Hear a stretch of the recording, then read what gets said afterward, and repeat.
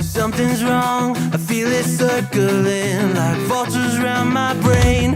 Couldn't see the danger in your eyes. Draw me in, got me spinning now like water to a drain. You were perfect till I realized you hadn't shown your face. You sing a pretty song to drag my heart along, a siren serenade. You're ringing out your praise. Your lungs are wrecking, you know it's wrong. I was deaf to the ringing bells, wanting me to break, deafened by the sirens' soothing lies. I can't leave, I am in too deep, been sinking for a while, prisoner to the same thing I despise, devoted to a fake. You sing a pretty song to drag my heart along, a siren serenade. You're ringing out your praise. Your lungs are wrecking, you know it's wrong.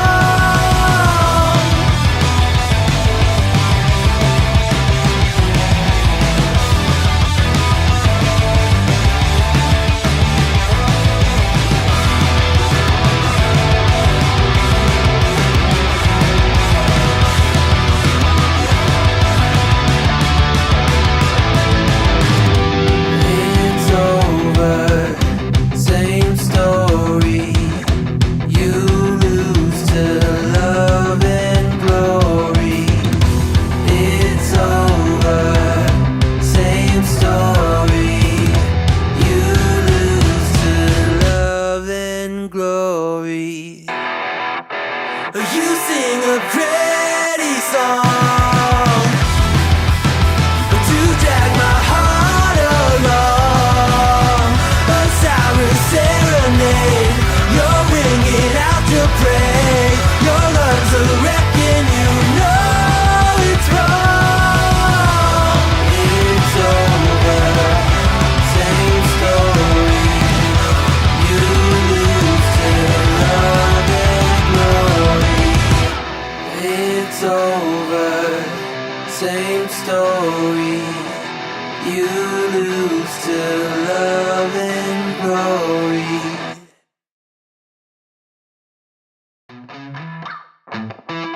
Living every day in your head.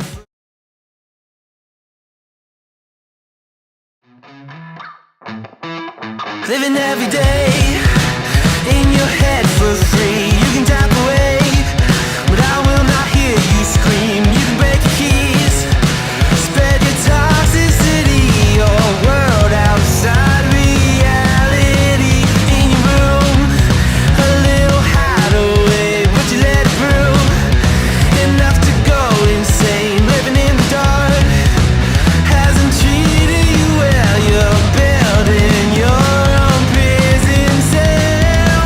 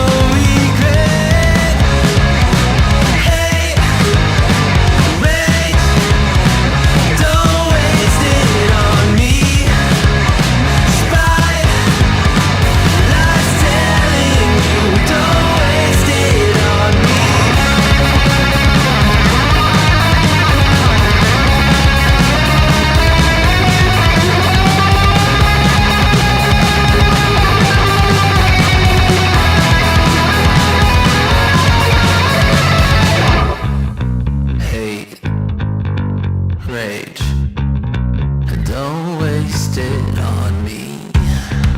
Spite life's telling you, don't waste it on me.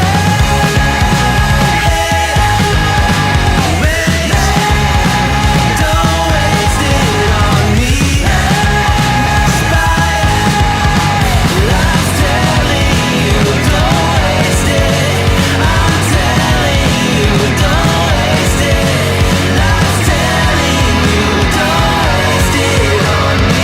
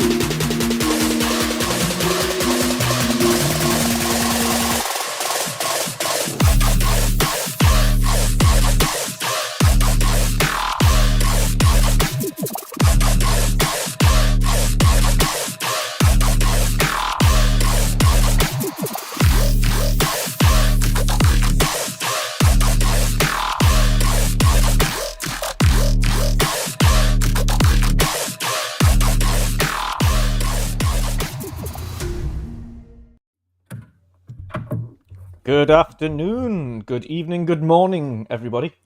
Welcome to the Midweek Mix-Up Podcast, the final podcast before the Community Indie Showcase. I can say that now. I've been waiting weeks to say that.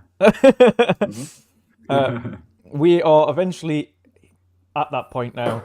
It's going to be awesome to showcase it off. Jen had the, of course, Boxy was out having a nice drink yesterday. Pat had been on a very long shift. So Jen was the chosen one to do the proof watching with us yesterday. So he's had an opportunity to see the show in its entirety.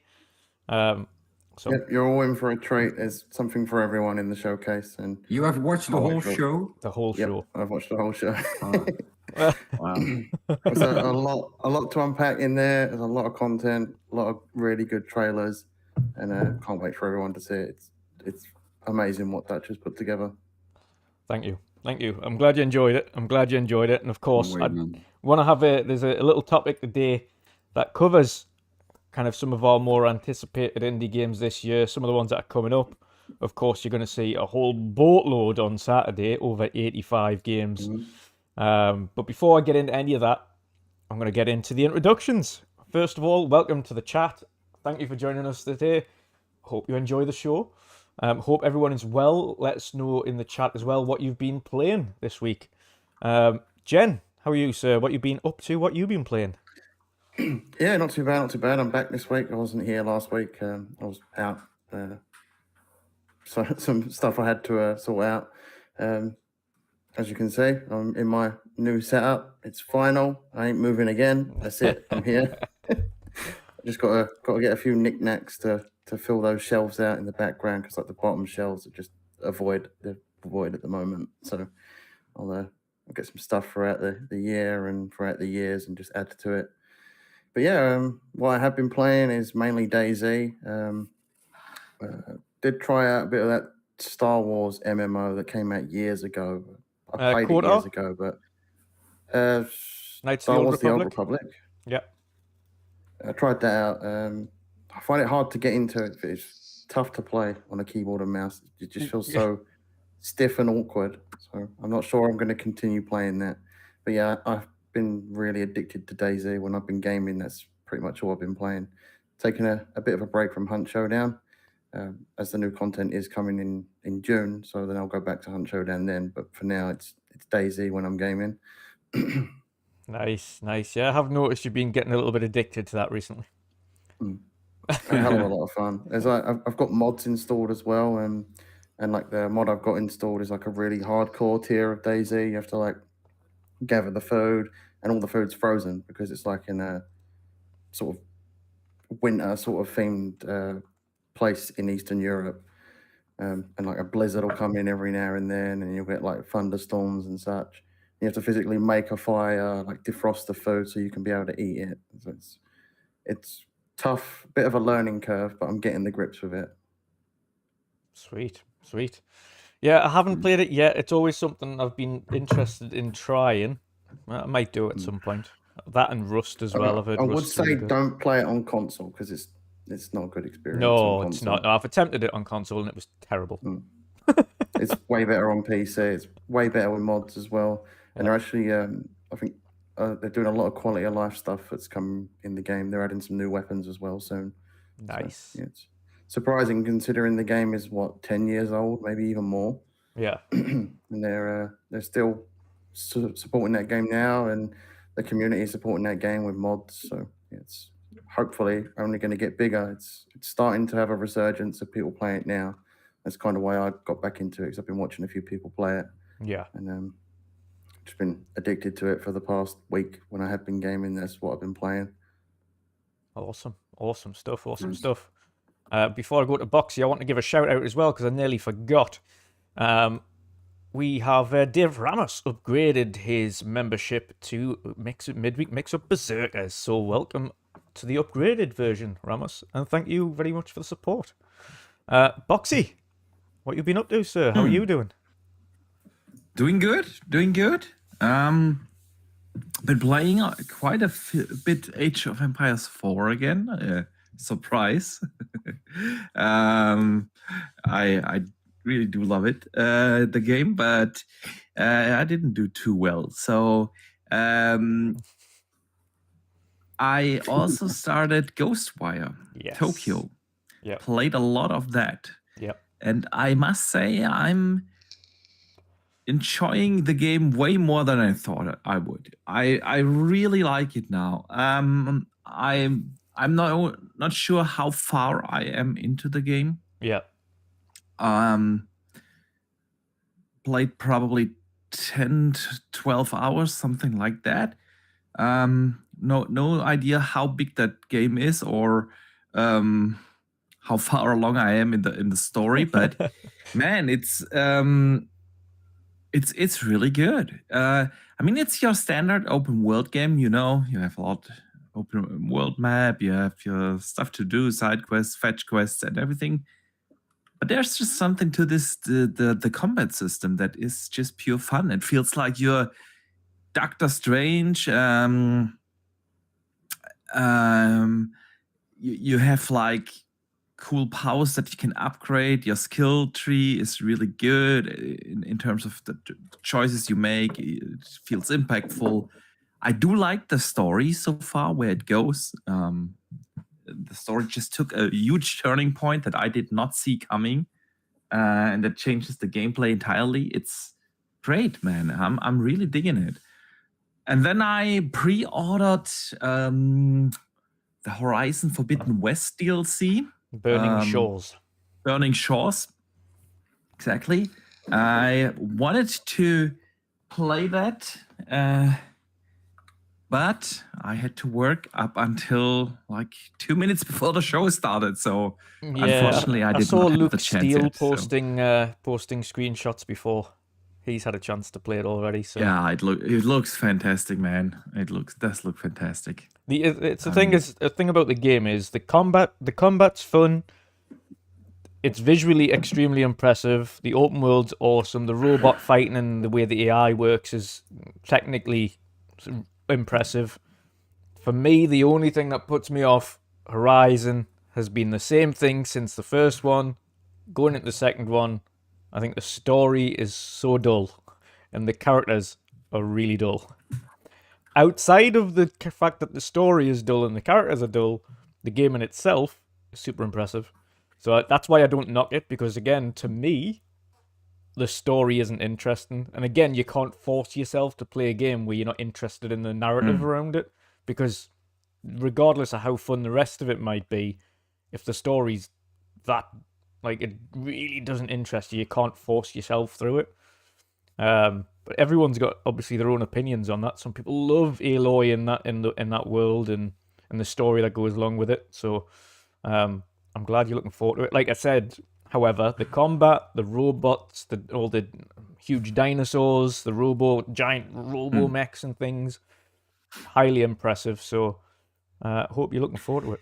I mean, I do get what you're saying. Yeah. The first one was truly special. I think it was probably the PlayStation 4 exclusive that I enjoyed the most.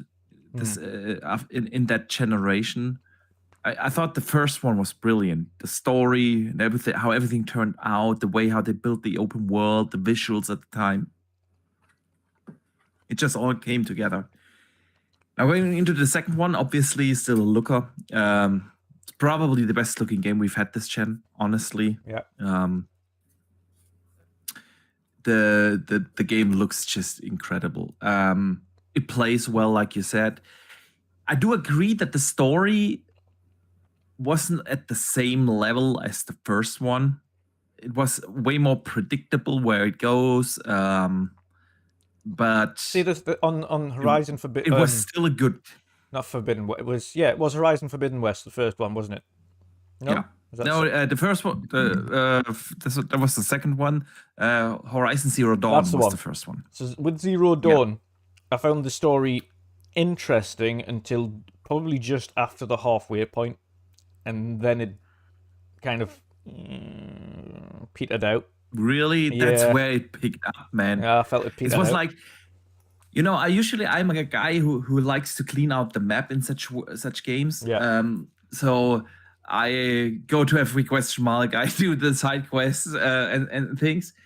And in the first one, I did it this way, but I think I know the point, because there's a certain point in the story where it just turns, and then I thought it was like this exciting that I played through the entire main story just straight, because I just wanted to know how it continues and how it ends. I know Shom agrees with you, because Shom absolutely loves Horizon, but he loved the story. I think he's played through it like 3-4 times or something. The ending is incredible. The first one, and so of course the second story was from Horizon Forbidden West was not at the same super duper level like the first one, but it was still a very good one. So I enjoyed the story, but yeah, man, the world building is just great. There's like your jaw drops to the floor around every corner. So,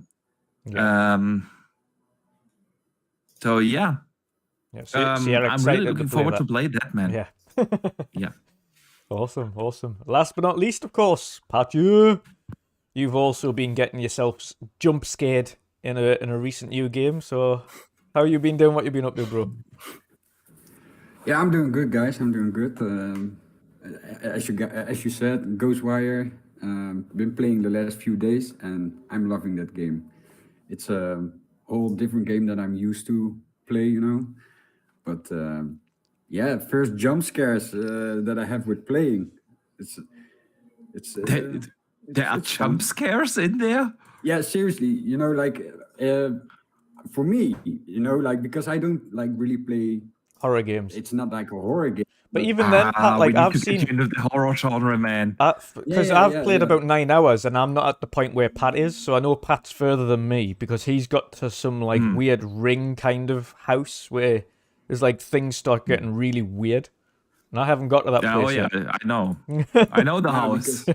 Because that I get like really distracted of the side quests. Yeah. You know, like I start the story and I'm already like exploring the whole world and seeing what the side quests are, and just discovering all areas, go on to the roofs, and so but yeah, I had my jump scares, you know, like I was fully focused on the game, really into it, and then out of nowhere you hear the freaking sounds, and it's just fun. It's fun.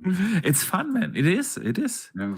I mean, it's a mild, I would say mild Japanese horror game. Nothing too serious. It's not like your Resident Evils or Dead Space or anything, but still horror enough. So yeah. Yeah, it is. So yeah. And how do you like the combat, man? Well, you know, like what we said also on Twitter, you know, like in the beginning, the movement of the character was like a little bit like rough, you know, but some people shared the settings. I've been chasing that a little bit, and I've already noticed a big difference in the movement, in the combat as well, and I do like the combat because there you can like really switch quickly between your attacks, and the special effects that you have they look so cool and they look also good, you know, and it's really fun to use them. So yeah, and I think I have like now, I think 4. Yeah, I have like some kind of picked up some kind of ticket where I can like actually stun an enemy. Yes. So, I have that as well. Yep. Yeah. That's the last part that I played so far. Oh, so story-wise, I'm in Okay. front of you then, but Yeah.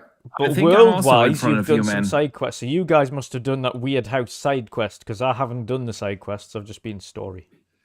I mean, the Yeah, weird it's in the house side beginning. quest is at the very beginning. It's the first or second side quest you can Oh, well, I find haven't actually in done the any of game. them. Yeah. Well, no, I haven't played it yet. Yeah. You know, like Boxy also said, you know, like been enjoying this game for the last few days when I can play, of course. And I'll definitely gonna finish this game because I really want to see where the story is going because I think the story is interesting. It's interesting, man. Yeah, because out of nowhere, sometimes when you you need to collect those souls, you know, and when you go to this telephone booth, you need to send them over. But then when you've done that, your little sister is like in your mind, and you hear her saying things, but you're not even like playing the main story. You're just busy exploring. But in the meantime, the main thing comes back to you. You know, and that's really interesting. So Yeah, definitely. it's cool. Absolutely. Cool. Definitely. For me, I've been also playing GHOSTWIRE in between doing the showcase. I'm glad the showcase is finished so I can play more games. That's one drawback. That's one drawback of making something like that, is it takes up all your time. But now that that's done, yeah, I have been playing GHOSTWIRE. I think I've got maybe about 9 hours into it. So I'm just past where Pat is. I'm a little bit further on. To the point where you temporarily lose your powers, and then you have to go and get them back. So you lost your powers. Yes. Yeah. Okay. Yeah. Spoiler. Oh yeah. And then you have to go and get them back. It's a temporary story thing, but yeah, I think Boxy knows where I am because Boxy might be there as well. But yeah, again, one thing that I said before I even started this game was, I'm just hoping it's better than Deathloop. And it is. And it is. Yep. Yeah. Yeah. Yep. And that's the key takeaway for me. Obviously, it wasn't a game that I was sure about. It's not a game like Deathloop. It's not a game I wanted to go out and purchase because I wasn't that interested in it. But these are games that, again, this is why subscription services do come in handy, and people can hate them as much as they want or love them as much as they want.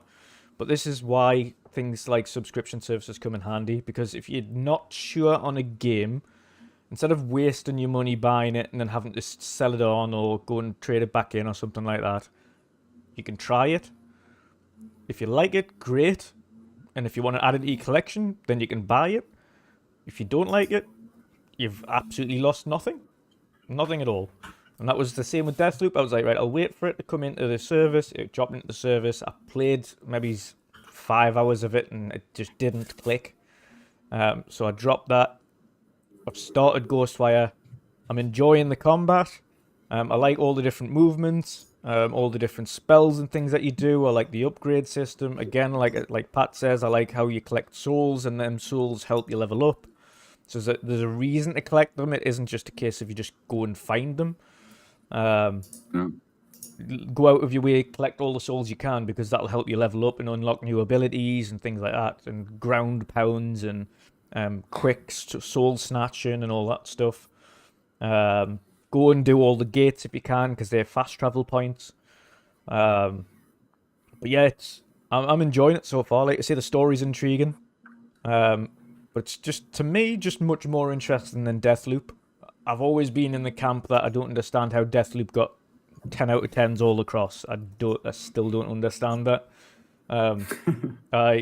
And this is even before it came, like again, I like to make my own mind up when it comes to games, naturally, regardless of whether or not I agree with a reviewer or generally align with a reviewer. I'll still play the game for myself to see whether or not I agree, whether or not I like it. And again, Deathloop, I didn't. GHOSTWIRE, I am though. I am, and I'm glad I am.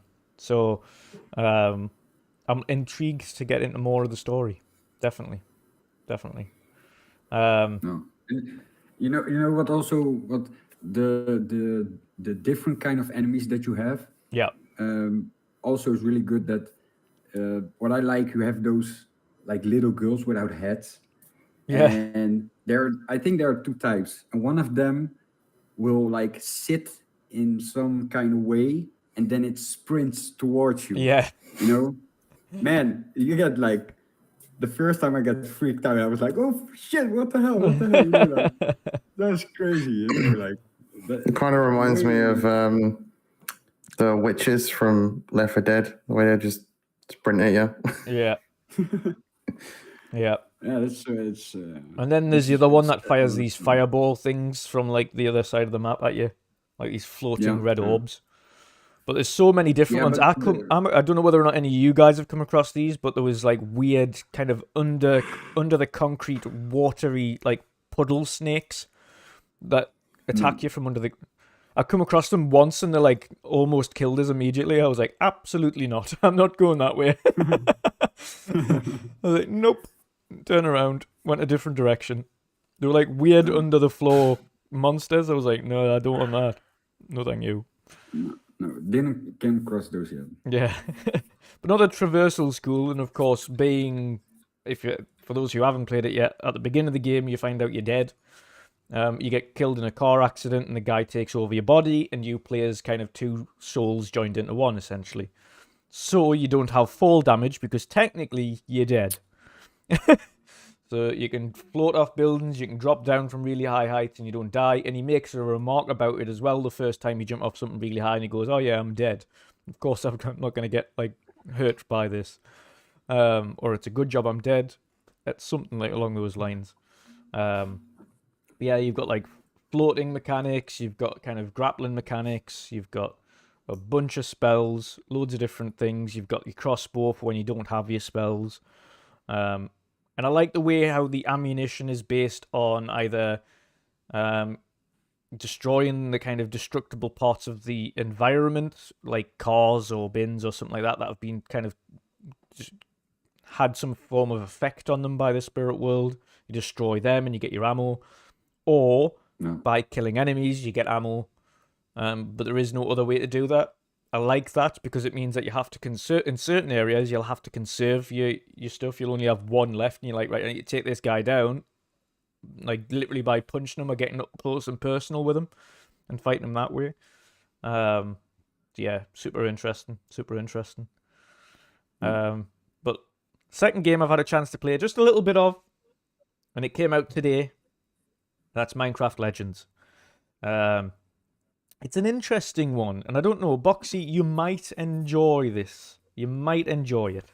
It's I know. A lot of people asked me. I mean, obviously, being a big RTS fan. Yeah. So it's very the first hour that I've played is, and you'll see because I've recorded footage for the show today, so I'll put that footage on for you. The first hour is a bit hand-holdy, but it needs to be because there is a lot of mechanics you need to learn. It's not like really basic, and for your average Minecraft fan, especially like kids, they're not going to be able to really pick this game. It's going to be too complex for like kids that play Minecraft like standard, because there's a lot of different things you need to do. There's like you've got to build walls, build forts, build kind of defensive structures. You've got to go and mine things. You've got to build spawn things to spawn your army in. You've got to build ramps and things over stuff, but it's all a little bit different. It's a bit more like playing an age version of Minecraft. So there's a lot of different mechanics to go with it. It's not just a case of like mine the blocks yourself and then build them yourself. There's a lot of different triggers to it, so it's a little bit too complex for the very young audience. I think kind of middle ground, like early teen and above, is fine, but I think too really young, unless they're like super up on RTS games, I think it's gonna go way over their head, and I don't think they'd be that interested. But Boxy, I think you would be. I think you would. I mean, it does sound like something I could enjoy. Yeah. But then, how do I phrase that properly? I'm not no Minecraft guy. Oh yeah. I really never played Minecraft. Yeah. I played a bit of Minecraft Legends when it came out. It was fun for a few hours. Absolutely. Minecraft Dungeons, you mean? Until you fit. What did I say? Yeah, Legends. Dungeons. No, sorry, no. I meant Dungeons. It was fun for the first run through the campaign. Yeah. Let me put it this way: you have to play multiple times. Then I kind of fell off, and there's just nothing alluring to me with that franchise and IP. I think it looks ugly. I don't know for a game of that scale. I know it's the Minecraft charm or whatever you want to call it. Yeah. It's just not for me, man. Yeah. When I see that game, it's just I will try it eventually, but I'm like really I'm busy with GHOSTWIRE, enjoying that. I have Horizon Forbidden West Burning Shores sitting there right there waiting for me. And when I look at a game like that, and then I look at a game like Minecraft, Legends, I'm just, you know.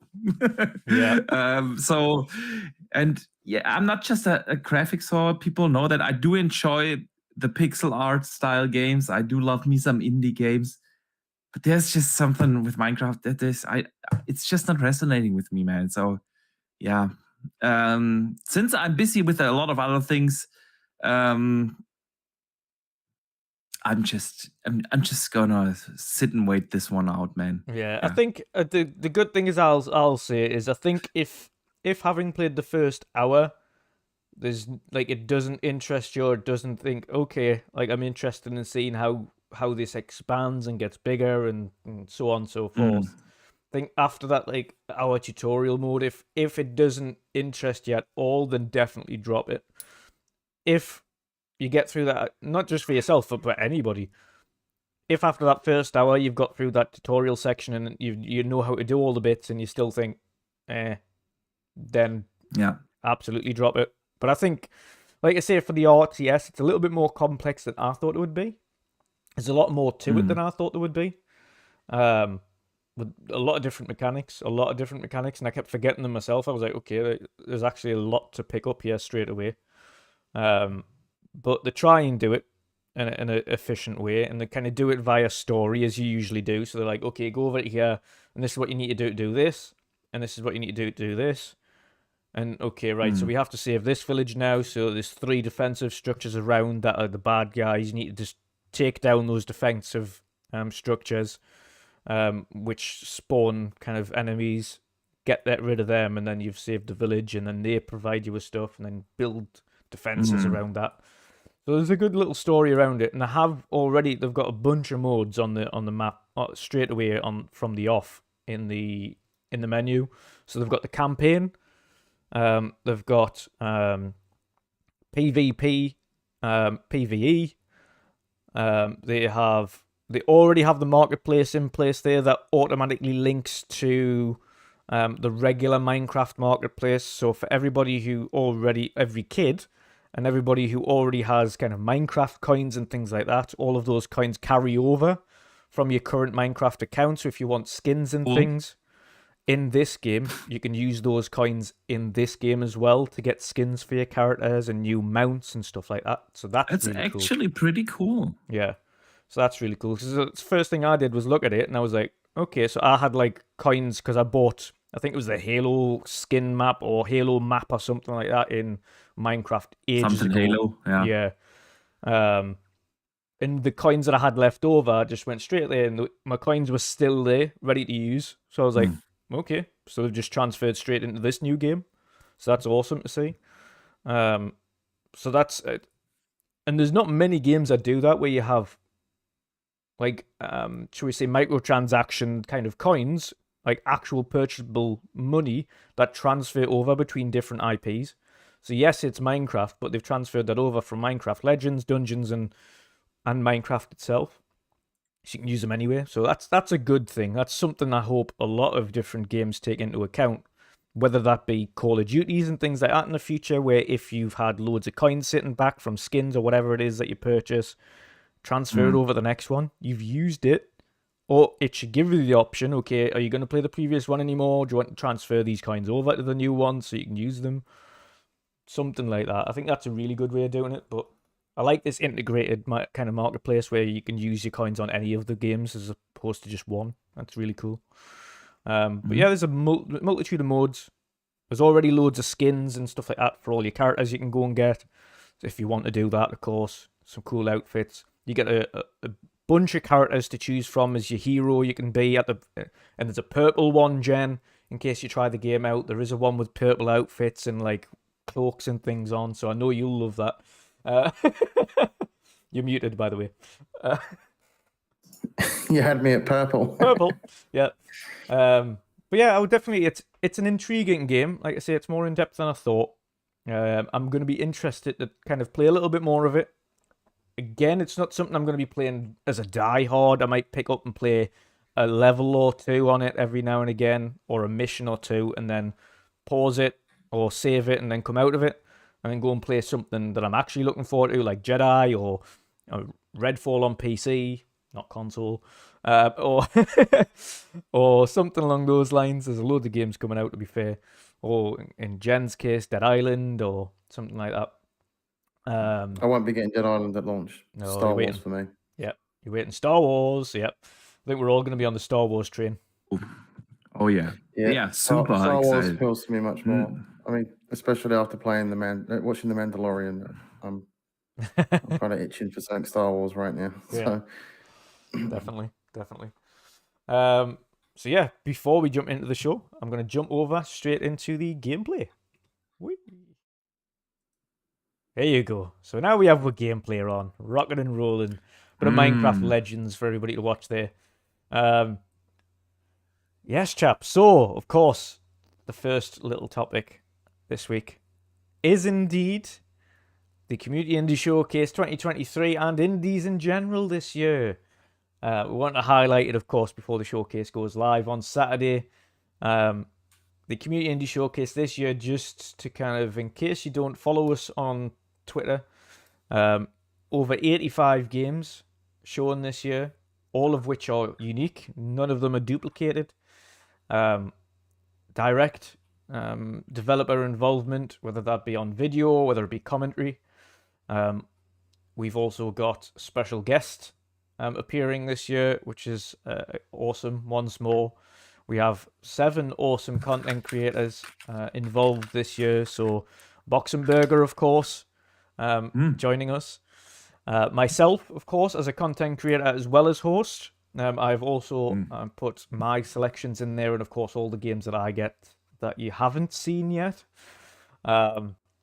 We have Pong Soul, Steel Rain, Everborn Saga, Kia Sante, Duncan Voices Indie Choices, and Mr. Boomstick XL. So there's a bunch of awesome content creators taking part this year. Like I say, 85 plus games at over 2.5 hours in just over 2.5 hours, not over, just over 2.5 hours in runtime. And even this year, what I have included just after the credits, so you'll have to stick back after the credits if you want to see it, a little bloopers section. I have a little bloopers and outtakes section at the end as well. So for those who want to see a little bloopers or outtake section, tune in after the credits to see that as well. Yeah, Boxy, again, as always, it was an absolute pleasure having you as part of the show this year. And there's the pleasure was all mine. The honor was all mine. are absolutely smashing it as usual. There's a host of awesome indie games coming out very shortly. Oh yeah. On ID at Xbox, of course. Specifically, the bigger one this month is The Last Case of Benedict Fox, which is obviously a huge one. On PC, you have Cassette Beasts as well, and that will be coming a little bit later onto console. That's an awesome little one, but yes, That's very unique. That one stands out pretty well. yes, definitely. But yeah, Jen. First of all, in terms of indie games yourself, as like I say, for me personally, indie games, and this is why we do this showcase all the time. Indie games or indie developers, indie studios, all the reason we've still got creativity in video games. It's the reason we have wild and new ideas, things that big AAA companies cannot afford to risk. They help push gaming forward because they're willing to take risks and do their passion projects and try and fulfill their vision of a game, of what they want to create. And that pushes the AAA gaming industry to take a look and notice and go, oh, maybe we could utilize some of these mechanics in our games. Yeah, and even convince them to try out certain genres or game styles that they wouldn't have done if the indie developers hadn't tried it first. As they're the ones taking the risk, they're the ones pushing the boundaries. Jen, what is it that kind of, in terms of not only kind of indie game, what kind of indie games are you looking forward to the most this year, but also kind of what is it that you kind of love about indies in general? It's mainly the risk factor. They're willing to do something different that you don't see often, or that might have been done before that hasn't been fully fleshed out. Someone else picks it up and goes, oh, I'm going to try doing my take on what that would be. But there appears to be a lot of horror indie games on the horizon, and that interests me because the horror genre, in my opinion, is pretty stale and predictable. And hopefully some of these indie developers can make some changes and then show AAA horror games that doesn't always have to be like a Capcom game where it's filled with small horror segments and it typically leans in an action direction like they do with Resident Evil. So hopefully indies push the boat out with horror, try and come up with some fresh takes with mechanics for horror. Jump scares, they're not always the best in my opinion. Sometimes they can feel cheap. So if an indie can work out how to do a more interesting jump scare and not make it so corny and obvious. Yeah. Those are the type of things I'm looking forward to. And there's a few games in the indie showcase that I don't want to talk about, but they're really unique looking and they're up there on my top of the list of the in that indie showcase. But I won't talk about them. Yeah. As much as you I want want everyone to see them. Yeah, exactly. You'll probably know what ones I'm talking about because there's two of them and they're fairly similar. Yeah. But the graphics on them are absolutely insane. Yeah. And they're from small indie teams and they're pulling off graphics like this. Yeah. And I think that's what people hyper realistic looking stuff from small teams. It's what a lot of people don't seem to realize about indies as well is when they think indie, they think pixel art, they think like old school looking games. They don't think indie as they don't think indie, for instance, as what Ninja Theory was. Ninja Theory was an indie studio. They don't see that as an indie. They thought they were like, oh no, that's like a double A. Well, it wasn't. It was an indie. Big portion of the hardcore gamers out there that paint indies with this. It's all pixel art stuff. It's not. It's definitely not. If you actually take a deep dive into indie games, you'll see there's some crazy stuff out there with hyper realistic graphics. There's some Chinese developers out there that are putting together some crazy good looking games, and some of them are in this indie showcase, and I don't want to talk about them as well because they look really fucking good. Yeah. And I can't wait to play some of them. There's a few in there that are so surprising you wouldn't think they were indies. Yeah, absolutely.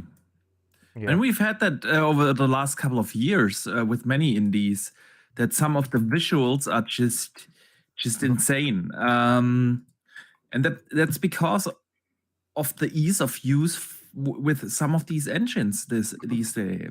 Unreal comes to mind, of course. Yeah. Yeah, There are so especially with many. some of those new techniques that they've got with Unreal, like the procedurally generated stuff. You can take assets you've made, put them in there, and then procedurally generate it. Absolutely. It's crazy some of the stuff you can do with that engine nowadays. Indeed. And there are so many, and it's not just what you can do with the actual engine, it's because there are so many great and free assets available, you know?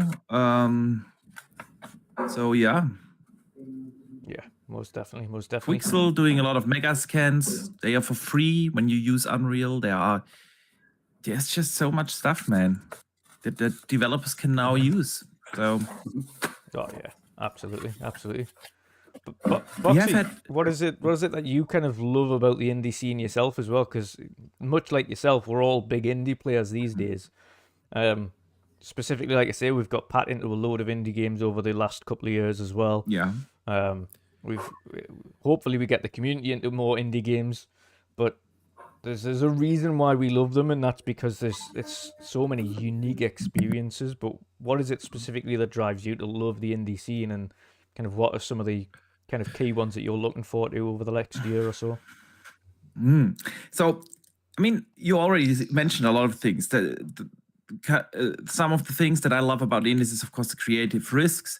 I mean, I do get why bigger studios, AAA studios, might not be able to take the creative risks anymore as they were able to do in a few years ago, because it simply became so expensive to make games. Yeah, and then at the end of the day, when you spend hundreds and hundreds of millions of dollars to make a game, yeah, it doesn't come as a surprise that you might not be willing to spend a lot of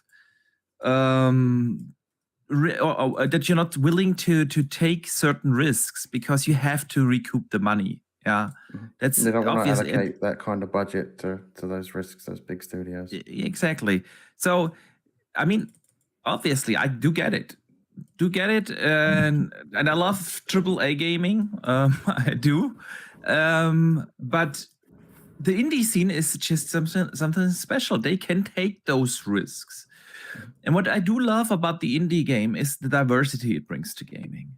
I'm all up for diversity in gaming, because I think that's what's so unique and special about the hobby. There is something for everyone, you know, in gaming. You can enjoy horror games, story-driven games. You can enjoy competitive gaming. You can.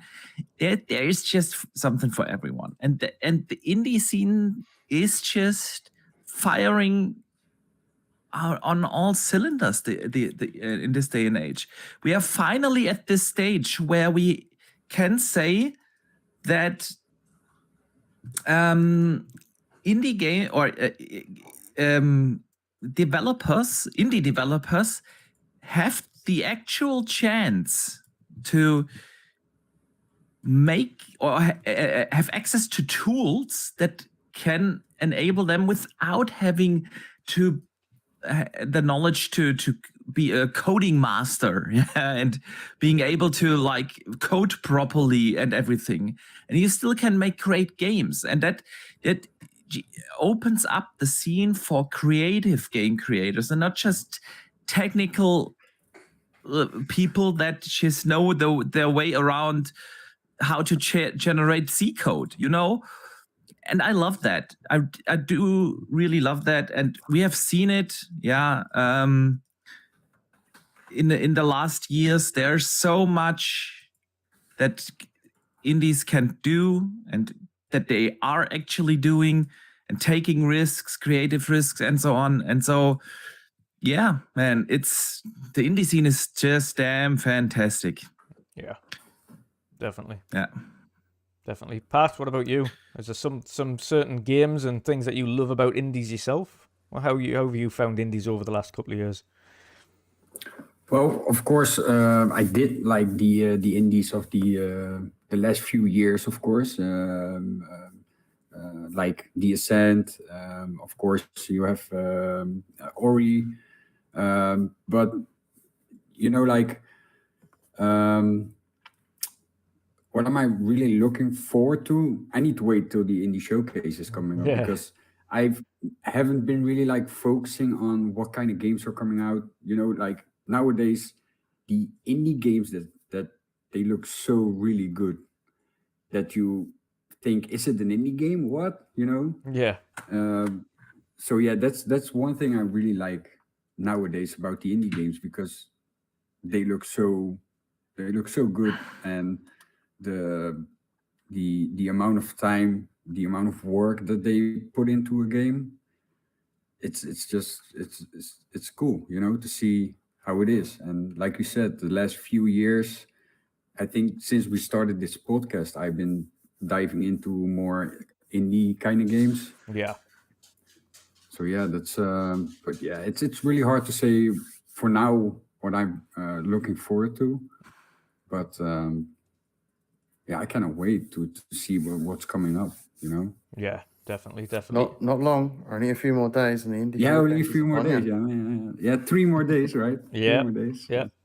3 more Yeah, days. looking forward to that, man. And yeah, but like I said, it's the amount of time, work, what they do. It looks so good.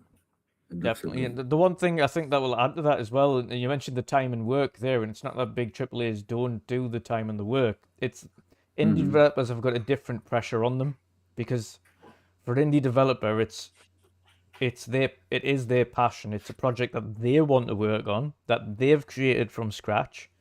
They're not just part of a big team. They are the team. It's usually themselves and 1 or 2 other people.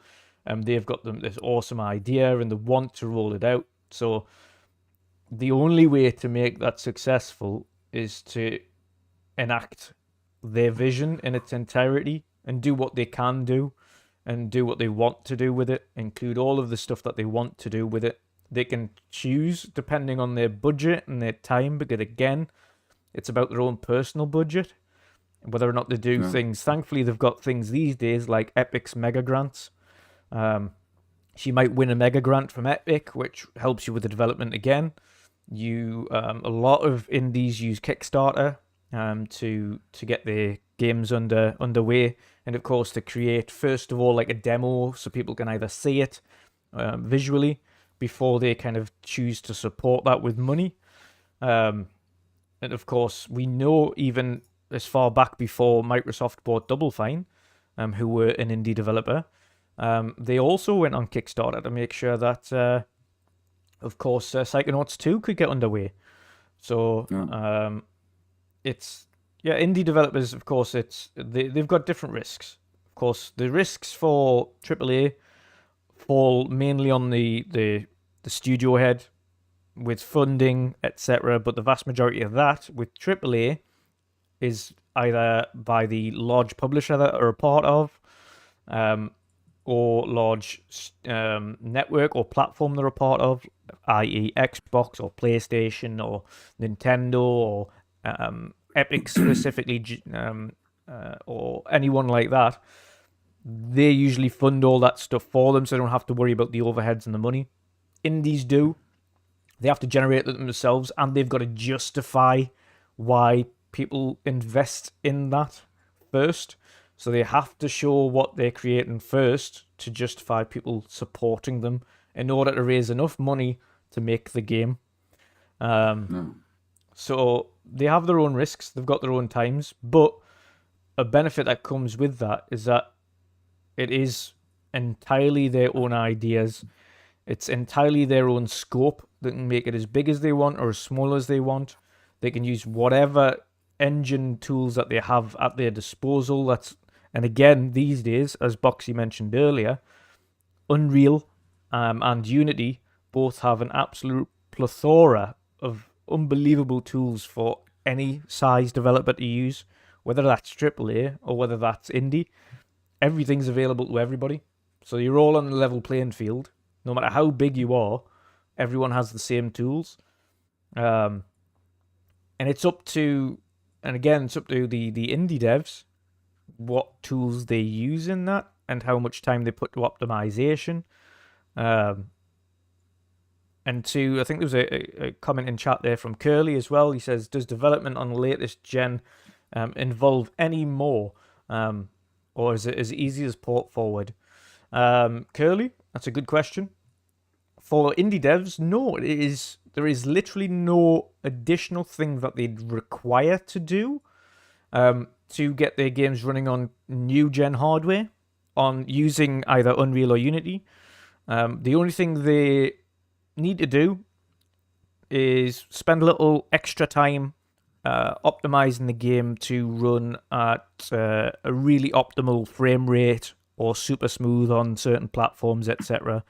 Depends on how many they choose to develop for. If it's only the Xbox One and PlayStation 4, then the optimization is going to be relatively slim because you don't have to like focus on hitting 60 frames or anything like that. You can just do a 30 frames and it's nice and stable.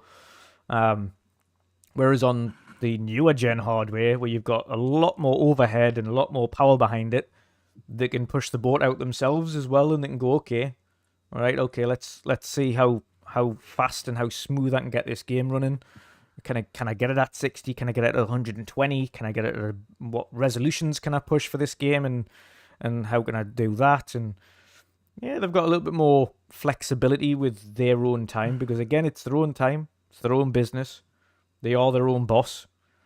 So they make all their final decisions. So you tend to find the risks are on their side. Ideally, the risks for them is all stops as soon as they've got their kind of kickstarting thing. Because once they've got past that phase, they've already got a crowd that have supported them. They've got the money that supported there. Any additional funding can come after that. And of course, you can easily generate additional investment afterwards, either through banks or stuff like that. But as long as you've got the initial investment there to get up and running and to get the game into a good state, you can then justify the rest of it.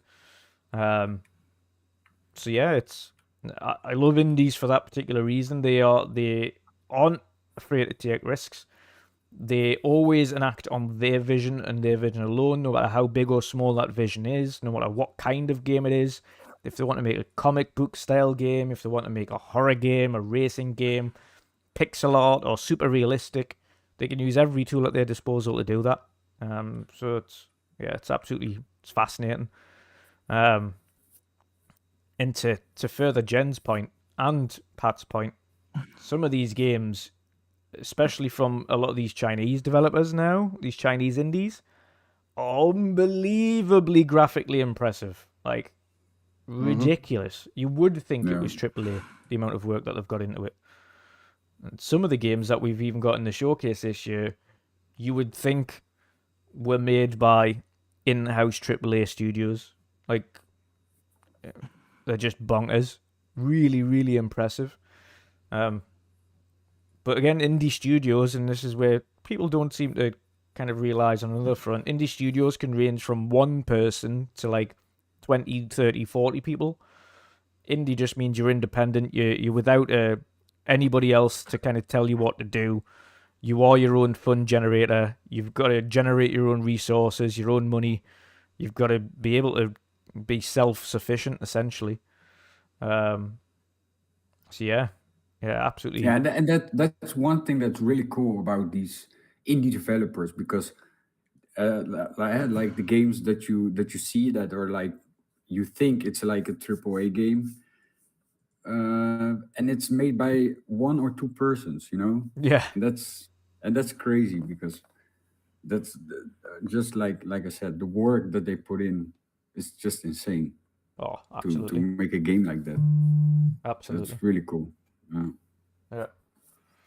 But yeah, so to kind of finish off that little mini indie topic, and again, I could go on about how many indie games I'm looking forward to, but the showcase on Saturday will do the talking for us. There is, like I mentioned, 85 unique games.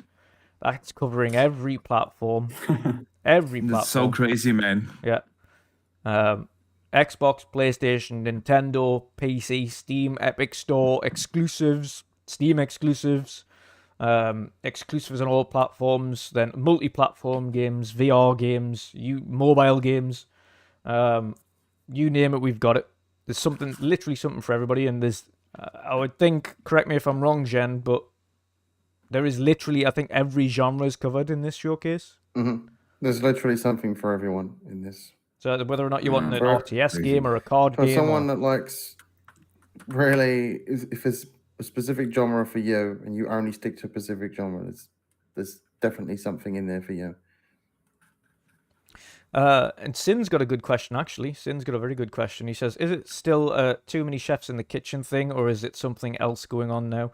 I would say that is an issue that, yeah, with AAA studios, absolutely an issue. Sometimes there are too many people involved in the process that it makes the process very complicated to create the vision that you really want.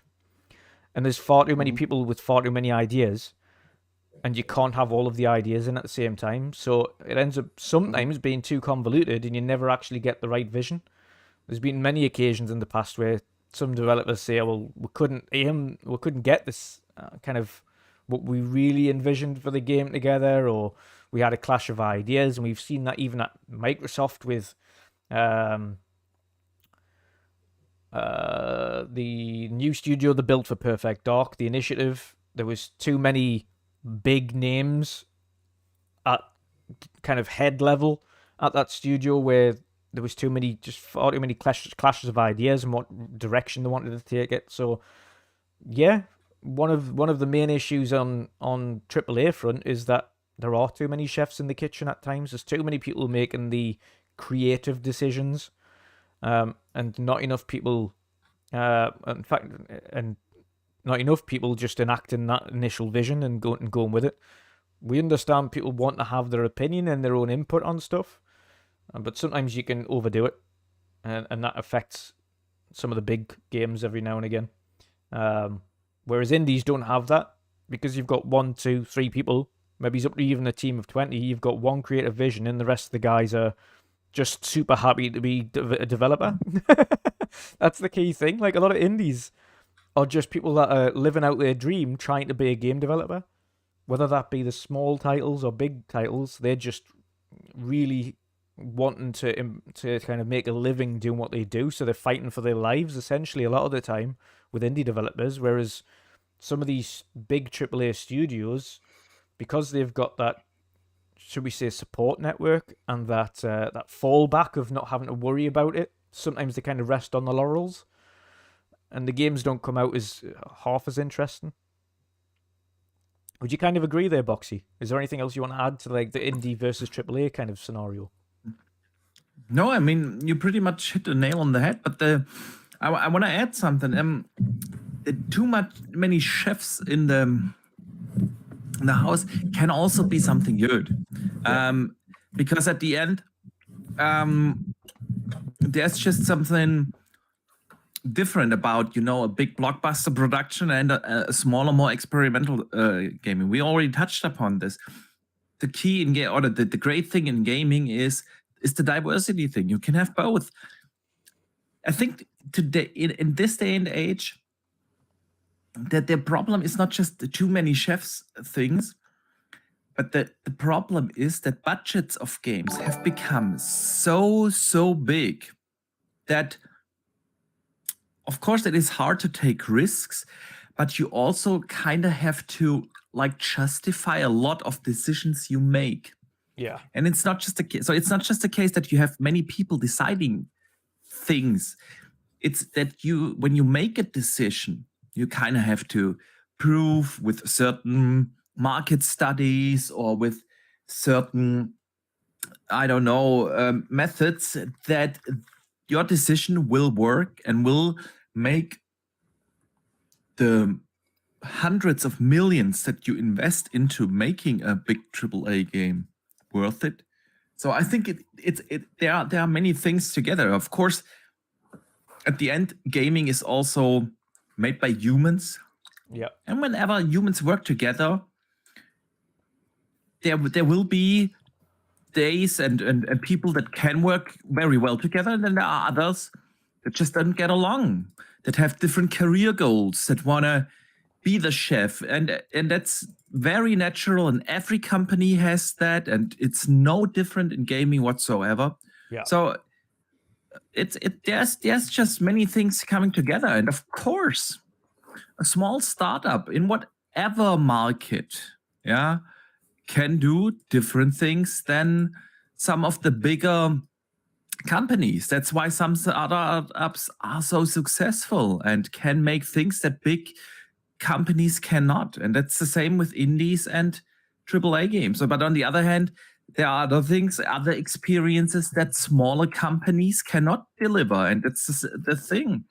There are certain experiences in gaming that smaller creators or studios also cannot deliver. And so it's a mixture, man. It's a mixture. Yeah. And gaming is no different than any other job you have at the end, being a game developer. It's really not.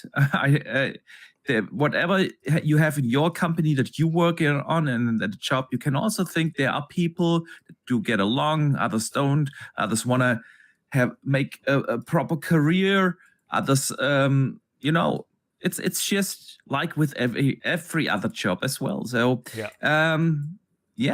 at the end, I think the great thing is that we are living in this day and age where we just have choices. Yeah. And we have all these kind of different experiences and things that we can play every day. So, yeah, man.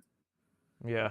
And what I will say as well is people within these companies have different ambitions. So some are happy just being a developer. Yeah. Some are just happy being an artist. Some want to become managers. Yeah, or studio heads or creative directors or and then others. Whatever. Others Exactly. are the opposite way, as we've seen a lot this year, specifically this year as well, in the tail end of last. You'll see a lot of these guys that work for big AAA studios leave to set up their own independent studio because they want their own creative freedom. Absolutely. No. So there's kind of flip sides to it. You'll get some of those big guys that are just saying, I've worked in the AAA industry too long. I want a change of pace. I want to be able to be my own boss and make my own decisions and create my own things. I feel like a lot of that comes down to like creative clashing as well, though. So yeah, I think that's probably why a lot of these developers go off and make their own smaller indie companies, because they don't really like people clashing with them over an idea, and I guess that probably becomes annoying after time. Yeah. Where there's a bunch of people in the room just clashing over what type of game they're trying to work on, what kind of mechanics are going to be in it. Yeah.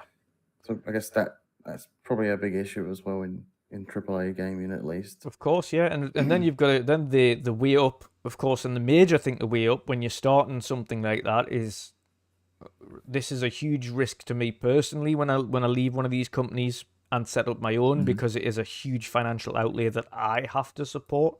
And anybody that I take on along with me is somebody that I am now financially responsible for, because this is my thing, my risk that I have to take on. They're no longer supported by a big AAA studio.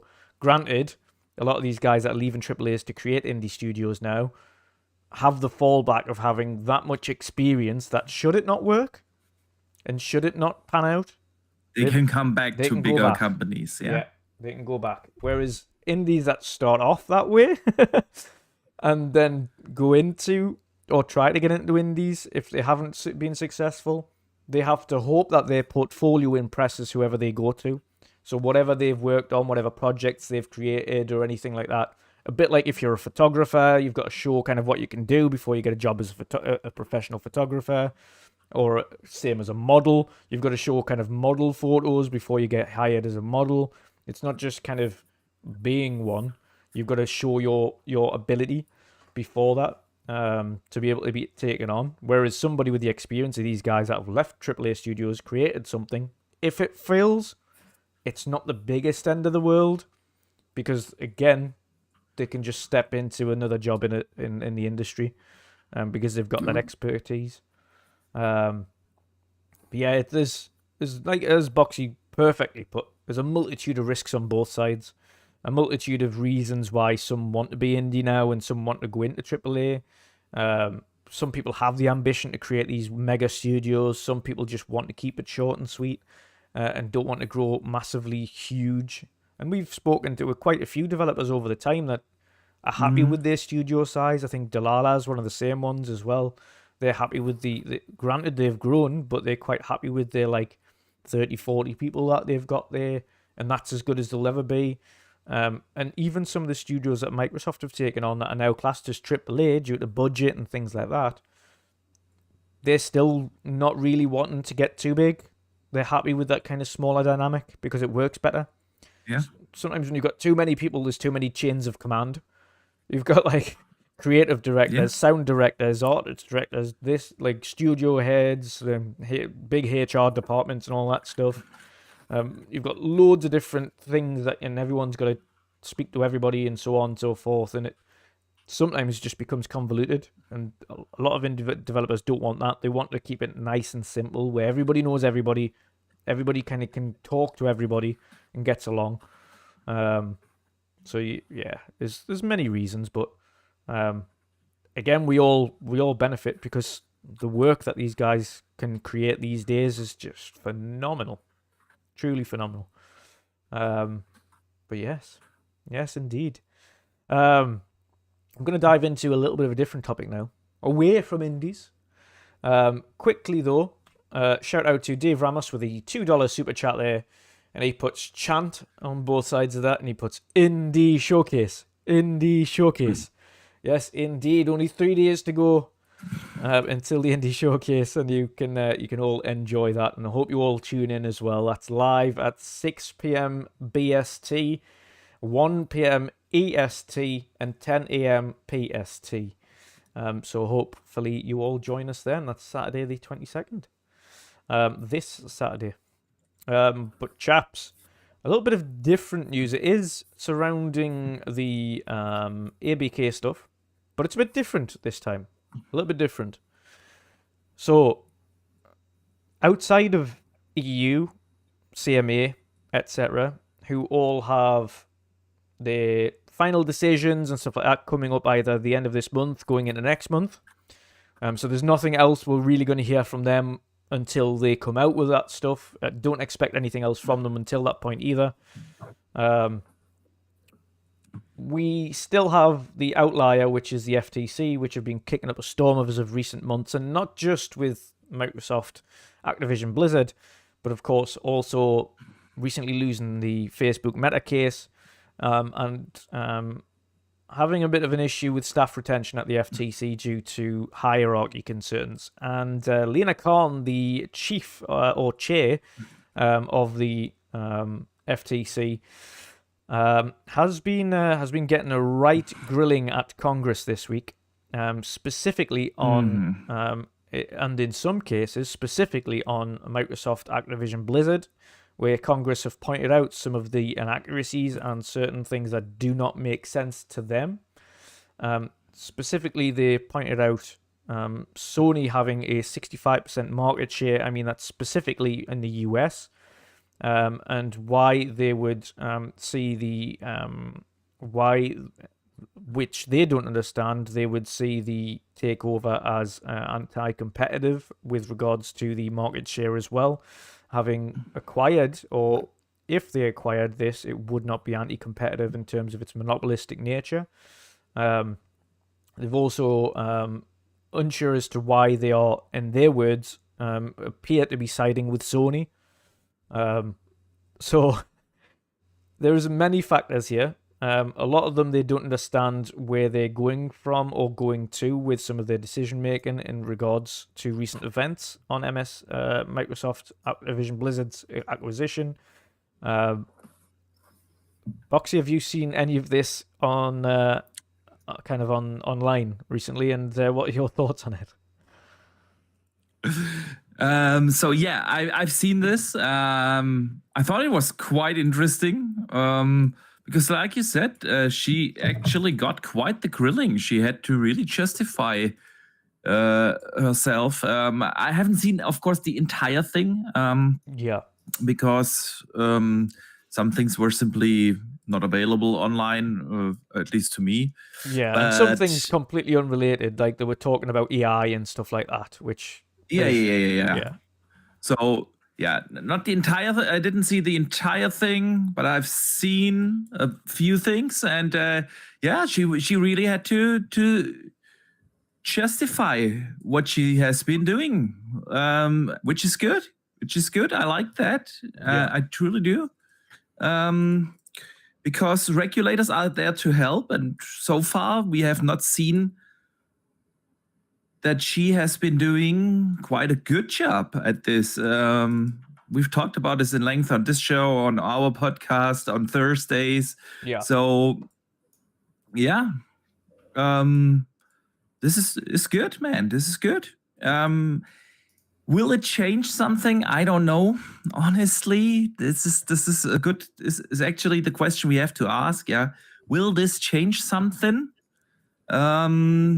But at least she got a good grilling, man. Yeah, at least she got a good grilling. One of the things that they kind of brought into question wasn't specifically MSABK. It was specifically, and we've seen it recently with regards to the departures at the FTC, they're leaving in droves and they're putting in complaints directly against Lena Khan, which she's been presented with. Not only has she been presented with them, but she's been made aware of the fact that she hasn't replied to any of these complaints. So when these complaints have come through to her via email, none of them have garnered a response from herself. So they've essentially brought her into question and her capabilities into question of following the rule of law. Leadership capabilities, exactly. Of which she's, and a lot of them have pointed out Lena Khan and the reputation under Lena Khan of the FTC is coming into disrepute. And this is why Congress are having this meeting. It's becoming alarming to them.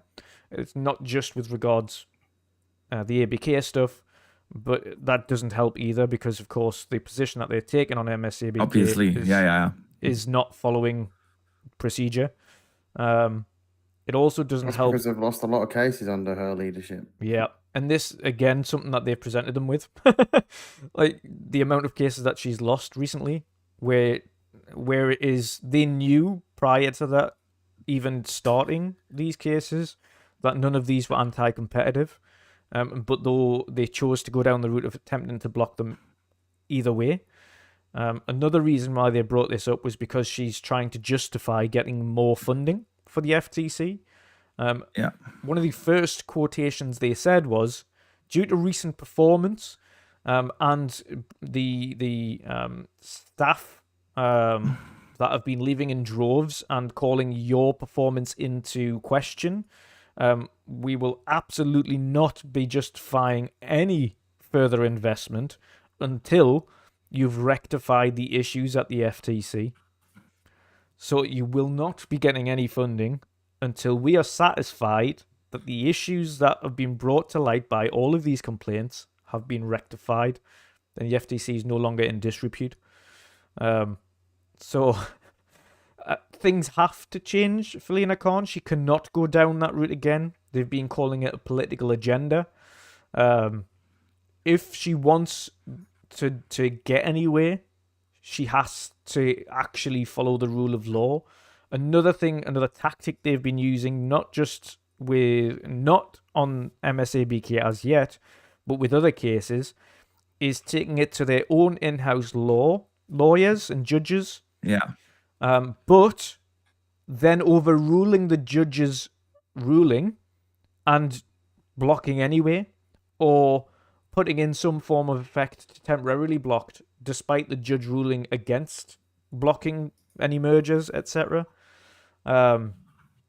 Essentially approving deals and saying, no, the FTC is wrong. This can go through. They're overruling their own in-house judges, which is insane. So even when they're taking it in-house and getting their own judges to rule over it, they're going against that decision, which is completely against kind of practice. It makes absolutely zero sense, and it's a waste of time. And which is why a lot of them are saying now that companies, specifically the bigger ones, if it was the likes of Meta or Xbox or Microsoft, etc., will choose to intentionally take it to federal because they will not have a choice, and the FTC cannot overrule federal They can only overrule their own in-house Yeah. judges. So, and these bigger companies can afford to take it to federal. The problem is some of the smaller companies where they've blocked it have walked away from deals because they can't afford to take it to federal, even though they know the case is just. And this is why another reason Lena Cardin's been taken to it. So I think, personally, that it will have an effect going forward. It has to have an effect because the only way she can continue as chair of the FTC is to correct the issues there. And the only way she can get funding for the FTC to continue doing what she wants them to do is to correct those issues. If those issues do not get corrected, that they've highlighted to her, then I don't think she will remain as chair of the FTC. I think she will be removed. I do agree. I don't think that she can carry on much longer. Yeah. At some point, it becomes a reputational thing for the entire US government. And I think at this point, she's just trying to do anything for a win, and it's making things worse for her. Well, she's contradicting herself as well is the problem. So even some of the things that she said to Congress recently is the questions around MSABK, and she said ultimately we don't go on someone's opinion, we go off the rule of law and facts. But then on stage, when she's been questioned about things at certain events, she said the complete opposite. She said, I don't care about the facts. Like, this is what I'm aiming to do. Like, I just want to block these things, and like this we have to justify earning money.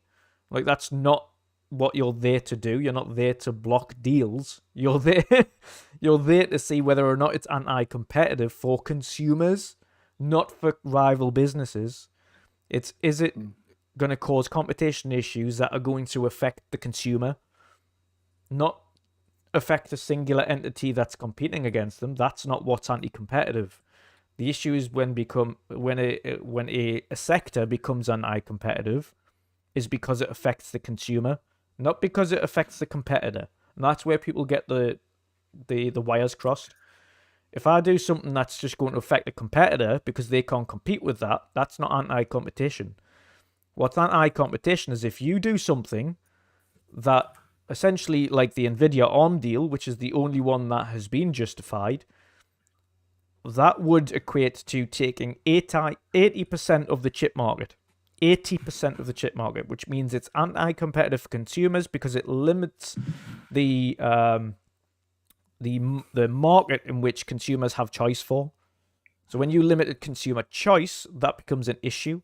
If you do something like create a really cheap service that you can sustain, other competitors might not be able to compete against that. However, does that limit choice? No. It doesn't limit choice. It doesn't affect the consumer in a negative way. It just means that other person has to come up with a really tasty service to be able to compete with that. It's not anti-competitive. It's just using your abilities in order to make sure that you create a competitive service, something that is good for the consumer. So there's a few things that I think people don't understand about anti-competitiveness or monopolistic behaviors. Monopoly is having the lion's share of the market and then increasing that to an unfair advantage. So if you've already got 80%, then there's a company that also has the remaining kind of 15% of that market that would take you to 95%. They will absolutely block that deal outright because you have a monopolistic behavior over the sector that you work within. There is no choice for consumers.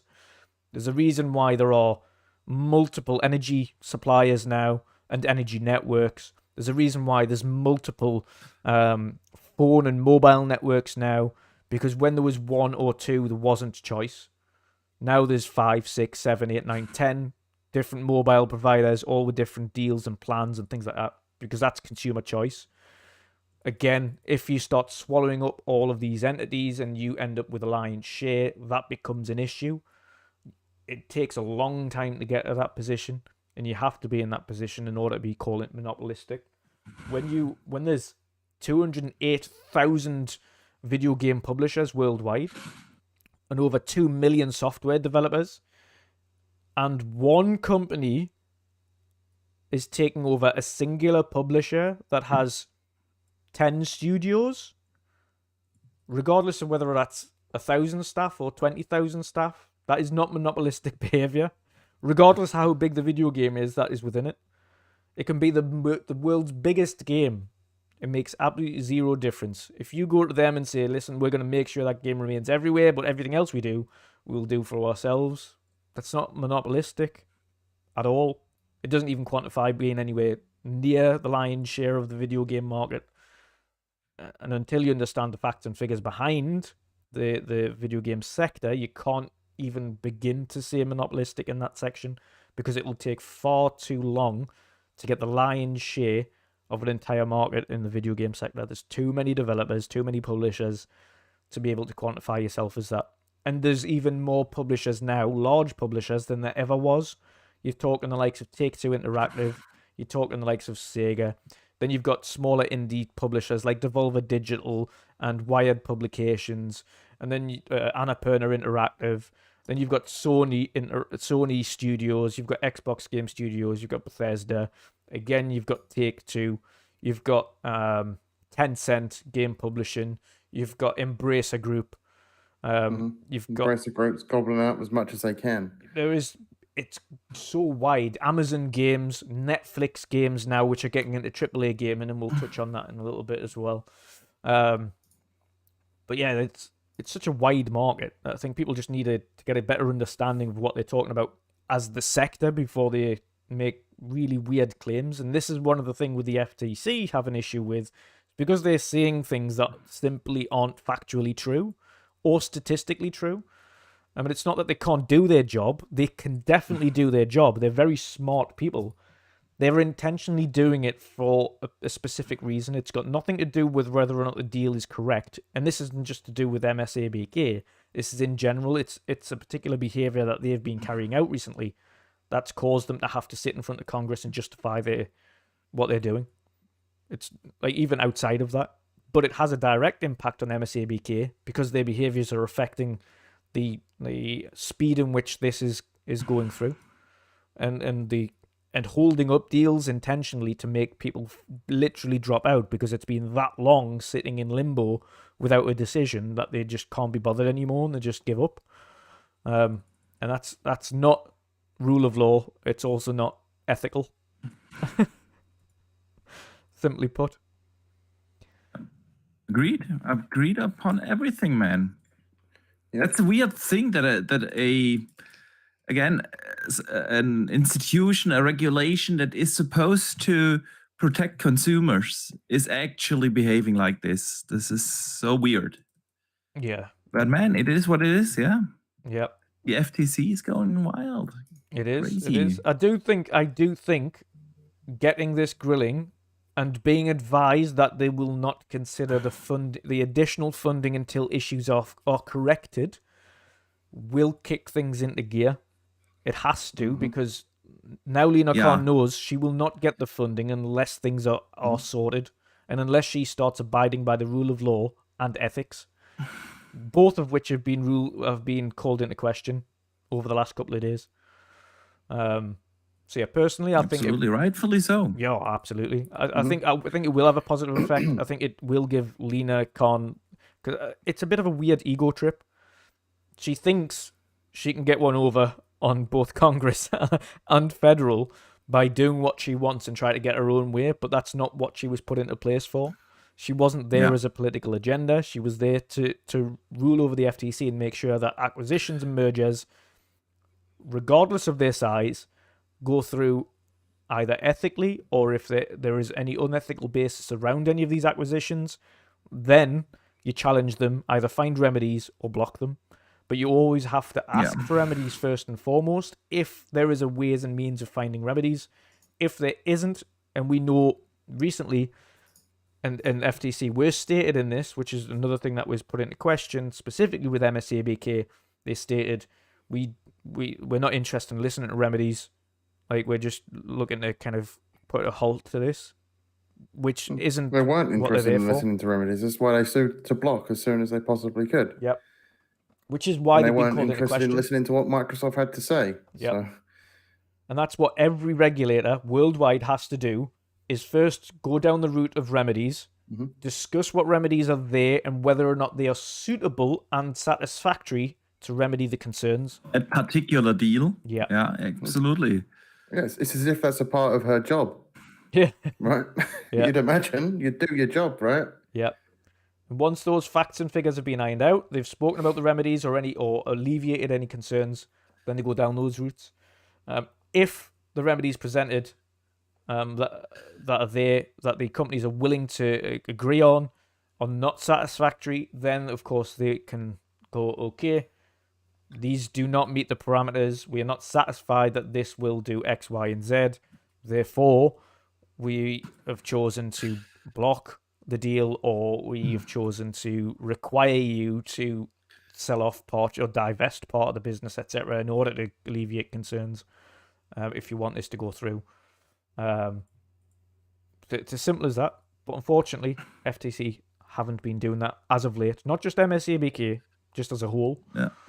So it's going to be very interesting, and I think it might speed things up going forward for them. But yeah, anything else to add to it before we move on from the FTC stuff? No, man. Awesome stuff. No, nothing that I can think of. Sweet, and I know Pat won't. Pat's like, I don't care. I'm pretty much in the same boat. I just want this to be over with now. Yeah. And hopefully this speeds things up because it's boring at this point. Exactly. But yes, on another route, though, in terms of new things. So of course we know Jason Statham left Microsoft. Jason Statham. Joseph Statham? Jesus Christ. Joseph. Yeah. Joseph Statham left 343 not too long ago because he wanted to do new things. Of course, he left 343. He was put into Xbox Game Publishing. He's left that as well now. And the other day, he put up a post saying he's joined as studio head working at Netflix Games to create a brand new multi-platform AAA game with a whole new genre. Bit of a surprise move, but Jen, what do you think of it first and foremost? You're muted. Just a second. Come back to me in a moment. Yeah, no problem. Okay. First of all, Boxy, what do you think? So it did come as a surprise, honestly. But I mean, we knew that Jason has left Xbox, which is, or in particular, he has left 343. Yeah. So yeah, that didn't come as a surprise. I was more surprised, or the big surprise for me personally was on this one, that it's Netflix, and that Netflix is getting into the AAA game development, man. Yeah. And that they are hiring for such a project, such talents. This is what surprised me even more. So yeah, looking forward to find out what this project is, what Netflix wants to do with gaming, you know? Yeah. This is gonna be interesting, man. What do you think? Yeah, personally for me, I'm also the same, because I know their previous strategy that they've stated is that they were looking to get into kind of indie games, stuff that goes direct to Netflix. Stuff that you can play on your TV, like not really high intensity stuff, like stuff you can play on your mobile. And that was their original vision. That was what they originally stated.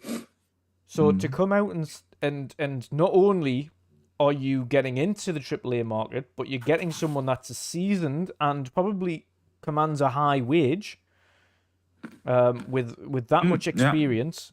To come on and create a brand new AAA studio creating multi-platform games for Netflix, and we're not talking about a Netflix game that is going to be available on Netflix. I think this is probably going to be the first game that is not available on Netflix. The first game that will not be part of the subscription. Yeah, they said it's going to be multi-platform. Yeah. Yeah. So, and of course, if you're creating a AAA game, Netflix don't have a platform. So unless they create a new segment on there that allows you to stream that AAA game on Netflix's PC, like app or something like that. Outside of that, yeah, it's super interesting to see what they're going to create and what kind of game Staten's going to create as well. It's certainly very interesting. I'm not sure. They're obviously, and this is the thing with the likes of Amazon and Netflix, the two biggest kind of head-to-heads there. We know Disney have kind of said we're not going to create games ourselves anymore. We're happy working with other publishers to and kind of farm out our IP. Let them create games for us, and we'll do the choosing of who deserves those IPs. But on a AAA front, we know that Amazon and Netflix are very much interested in getting into this now. Amazon have been doing it for a little bit now, and they're kind of steadily getting into it. But Netflix choosing to jump in is certainly very intriguing. Very intriguing indeed. Amazon wasn't the best at first, and they're still not, because they cancelled a lot of projects. They released a project and scaled it back into beta and then cancelled it. Hopefully Netflix doesn't pull the same mistakes. With someone as prominent as Joe Staten, hopefully they're going to figure that out better. By the sounds of it, it's not just going to be a game as well. It's probably going to be based around some sort of TV project or movie they're working on in conjunction with this. Yeah. Which is a smart idea if they can pull it off correctly and not go with direction of some other games that have done that with terrible TV show tie-ins. Yeah. Do you think this is in direct? I mean, I'm going to put this one apart as well. Do you think the Netflix getting into this, Pat, is probably in direct correlation to the success they've seen with things like The Witcher, Cyberpunk, Edge Runners, and Arcane, for instance? 3 video game IPs that have launched onto their network, had extremely successful viewing figures, but then it's also kicked in to making the games really successful again as well. So we saw when The Witcher was on TV, it caused a massive spike in people playing The Witcher again and going out and buying The Witcher. We saw like hundreds of % increase on people playing and buying The Witcher when The Witcher was on the service or first came out. We saw the same thing happen when Edge Runners went on there. We saw Cyberpunk shoot through the roof when the Edge Runners DLC launched alongside the series. And then we saw the same with Arcane as well, with League of Legends. It saw another massive spike. Do you think Netflix have saw these correlations, Pat, and thought, we need to get into the AAA market? Yeah, I think so, because nowadays people are like, a lot of people are like on Netflix. Yeah. And I think by doing this, like creating a AAA game, will like increase all of the things, get like more eyes on the gaming kind of platform on Netflix, but also like for the series, because I think that now if they're gonna create like a AAA game, maybe they're gonna be focused on creating a game that's like focused on a series or a movie that's like on Netflix production, that's a possible thing, but I think with this move, it will definitely increase a lot for Netflix. Yeah, definitely. Yeah. Boxy, what do you think? Do you think the recent surge in these video game related IPs that they've had on Netflix that have been doing so well has kind of potentially encouraged them? Absolutely. I mean, we've seen this over the last years, that this is a trend, that we have like the entertainment medium games coming closer to movies and TV series, and with the streaming services like your Disneys, like Amazon's, and of course Netflix and such, this has even further accelerated. And there have been a couple of successful shows, especially The Last of Us, but even their own shows like The Witcher and Cyberpunk, super successful. And so these two mediums are coming together. We have games made out of movies or series, vice versa. And of course, Netflix tries to extend. They've seen that the streaming market is kind of saturated. So it's kind of hard as a company to not grow your business. Even if you're successful in what you do, you always have to kind of grow in order to maintain a healthy business. Yeah. And when you look at the streaming market, the numbers are the growth is super slowing down for all of them, and not just Netflix. Yeah, the market is more or less saturated. So it doesn't come as a surprise to me that they are looking outside of streaming movies and series. So what's the entertainment medium to go for? Streaming itself becomes more and more relevant in gaming. Yeah, a lot of different streaming services, bigger and smaller ones. I mean, just with the ABK stuff, we learned about a lot of streaming services that we have never ever heard before. Yeah. But of course, they see xCloud,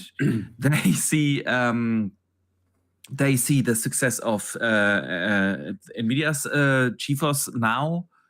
They see Amazon getting into this with Luna. Yeah. They are also their competitor in like streaming, classic TV series streaming services. So of course they want to be part of the of the game.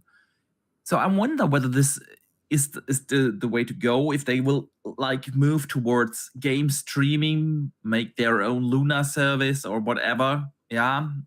Or if it's more like, hey, we just get in the regular business. We become a game publisher, just like Warner Brothers or whatnot. We have our successful shows. They have the Netflix originals. Yeah, a lot of those can be turned into great gaming IPs. And then they just start publishing their games on PC, on the consoles or whatever. This is interesting, but gaming itself is the biggest entertainment medium in the world. That when you combine the revenue that is made through books, music, and movies together, it doesn't even come close to what gaming is doing in terms of revenue on a global scale. So it's the most lucrative entertainment business there is. So does it really come as a surprise to you that one of the biggest entertainment companies wants to be part of this business? So yeah, man, it's interesting. The personal choice with Joseph Staten is very interesting. I mean, we've seen the exodus at 343, a lot of layoffs. They have been affected the most with the recent Microsoft layoffs. Yeah. To the outside world, it just looks like Xbox doesn't care about Xbox anymore, and Joe always has been a big not about Xbox anymore, about Halo anymore. Yeah, they did nothing with Halo Infinite. They let that game and IP die willingly, and I don't know. So I'm not. It's not so surprise. It doesn't come as a surprise to me that a Halo veteran like a Joe Staten, then just says, okay, it's time to move on. And yeah, man, it's gonna be interesting to see where Netflix is going with this. So yeah, And definitely. I also what we discussed before about the indie developers, because nowadays we use, like we said, like you have like one or two people that create a game that looks so good. You know, and I think that Netflix and also Joseph sees potential in those kind of things. You know, like creating like an indie game that looks like that. Yeah, maybe that's also like a move for them to create a game like that. You know, absolutely. So, and I think, and as Boxy alluded to as well, they've got a plethora of IP. Their own IP that they can put into use, and as put in by Fanto there, he said a AAA Stranger Things game would be fire, and I agree. Yeah, I would love a AAA Stranger Things. Absolutely.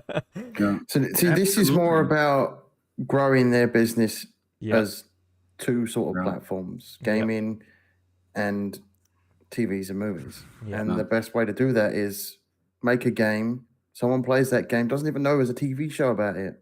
And then all of a sudden they find out there's a TV show as well once they've played the game. No. Yeah. And then you've got millions Absolutely. of potential Stranger Things fans, say it was a Stranger Things game, that have never seen the series before, and they've got 4 or 5 seasons when the new season comes out next year to go and watch. Yeah. And then potential spin-offs in the future, because we all know they're working on spin-offs. They've mentioned it. So they could have a Stranger Things game come out in the next 3, 4, 5 years' time, and then they've got a spin-off coming out in conjunction with that. You play the game, the spin-off comes out 2 weeks later or 3 weeks later, and you're like, oh shit, that's coming out soon? You're going to go subscribe to Netflix to watch that, because you ain't going to miss out on that, because it's going to tie in with that game. Yep. That's more story between a sequel to that game. Yeah, true. So yeah, I think it's a smart move and it's a natural progression. But again, I think it's also because they see the if they do it right, and this is a big if they do it right, if they manage whatever game that is that they're creating right, if they give their studios all the resources that they require in order to be successful, then they know they're getting into the largest entertainment medium in the world and the most profitable one. It is bigger than music. It is bigger than films. It is the largest entertainment medium in the world, and one that generates the most money.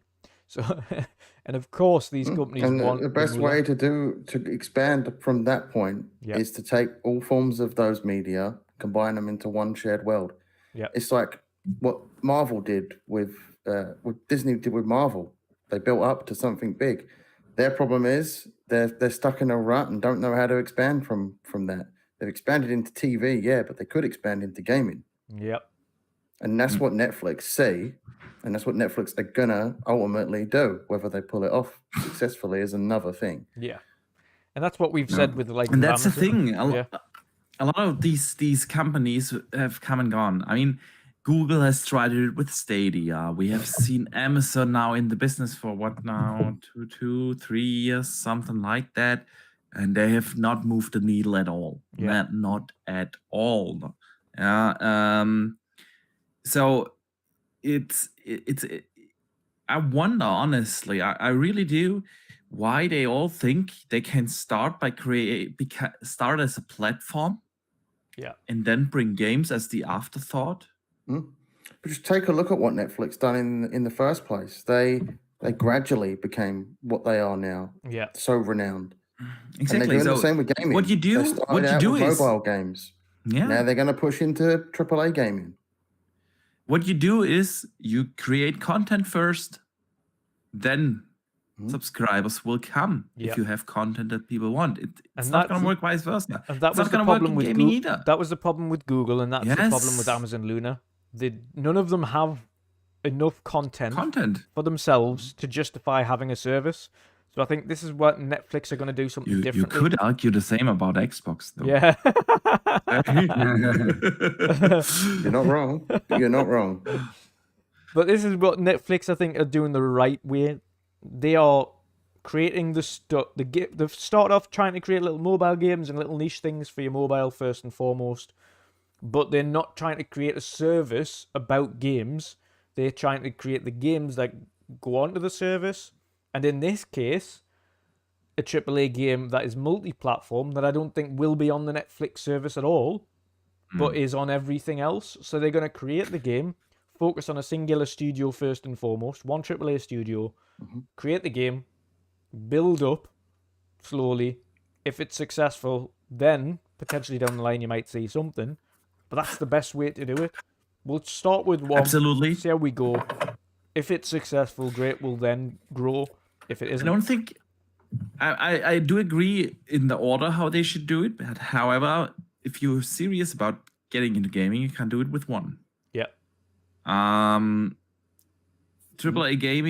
game development takes what now, 5+ years. Yeah. Yeah. So if you decide this, you're gonna invest hundreds of millions of dollars for the next 5 years to get your return of investment once, and then wait another 5 years to make the sequel. Yeah. And then this, at what point do you decide if you're serious about getting into this, you're gonna either acquire like 5 to 10 studios, You just hit the subject I was going to talk about next. or you try to build up 5 to 10 studios, not one. It's just not gonna work. Yeah. If you're serious people are about getting into asking- gaming, People are asking who Xbox or PlayStation are going to purchase next. I'm more interested in who Netflix is going to purchase next. Yeah. so the question really is, okay, how serious are they? What I would do if I would be serious about getting into gaming is like founding 2 studios, acquiring 8 studios, so that I have a portfolio of 10. Yeah. They all make multi-platform games. Yeah. They all are gonna make multi-platform games for the next 5 years.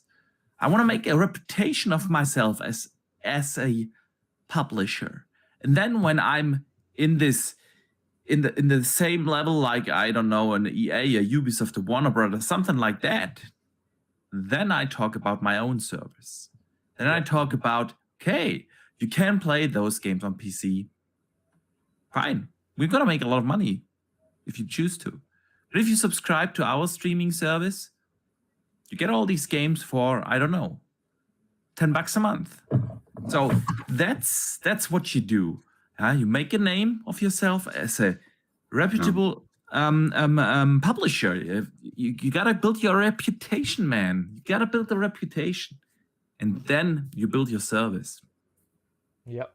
And I think this is why kind of Microsoft and others don't point to Amazon or Google as being like Microsoft has from a cloud perspective as their main competitors, but the vast majority, including ourselves, see the likes of Embracer and Tencent as the actual competitors, because they're the ones that are, yes, they're multi-platform, but they're the ones that are willing to go out, spend the money to invest in publishers and studios in order to grow a huge vast sums of money, be successful, and at any point, Embracer or Tencent, who have swallowed up these vast amounts of studios, could turn around and say, right, we're creating our own service, and these are all now exclusive to our platform. That is why You could do that. That is you're why- probably going to leave a lot of money on the table if you do so. Oh yeah, but that's also The why they thing- could be considered as the ones that are the most risky for the gaming space, in my opinion, as opposed to Amazon and Netflix and Google, who I think are too fickle. Google, we've seen that already. They weren't even willing to invest in their own platform. They weren't ready to give the time that the That's so game true. studios needed in order to put out something worthwhile to make it successful. I think they released one game, it wasn't successful, then they cancelled all of their in-house studios before they'd released the rest of the games, and then worked only with third party, and then sacked off the entire thing. They were too fickle to be in the game market, whereas the likes of Tencent... That's because they think it's going to be easy. Yeah. Most of They do. those companies like Google think they can throw money about and it work like that. But they That's how it also, I works. don't think they You gotta also... have structure. It's not just that. I think they also don't understand the timescales required to create a game. Like, they look at the timescales of film production, where it takes maybe a year, 2 years to create a film. They don't look at it in terms of actual game development, where it's 5, 6, 7 years to make a big AAA successful game. It's not a walk in the park, and it's not quick. And if you try to rush that process, the game will be absolutely terrible. You cannot create a good video game in less than 4 years. You can't do it. Mm-hmm.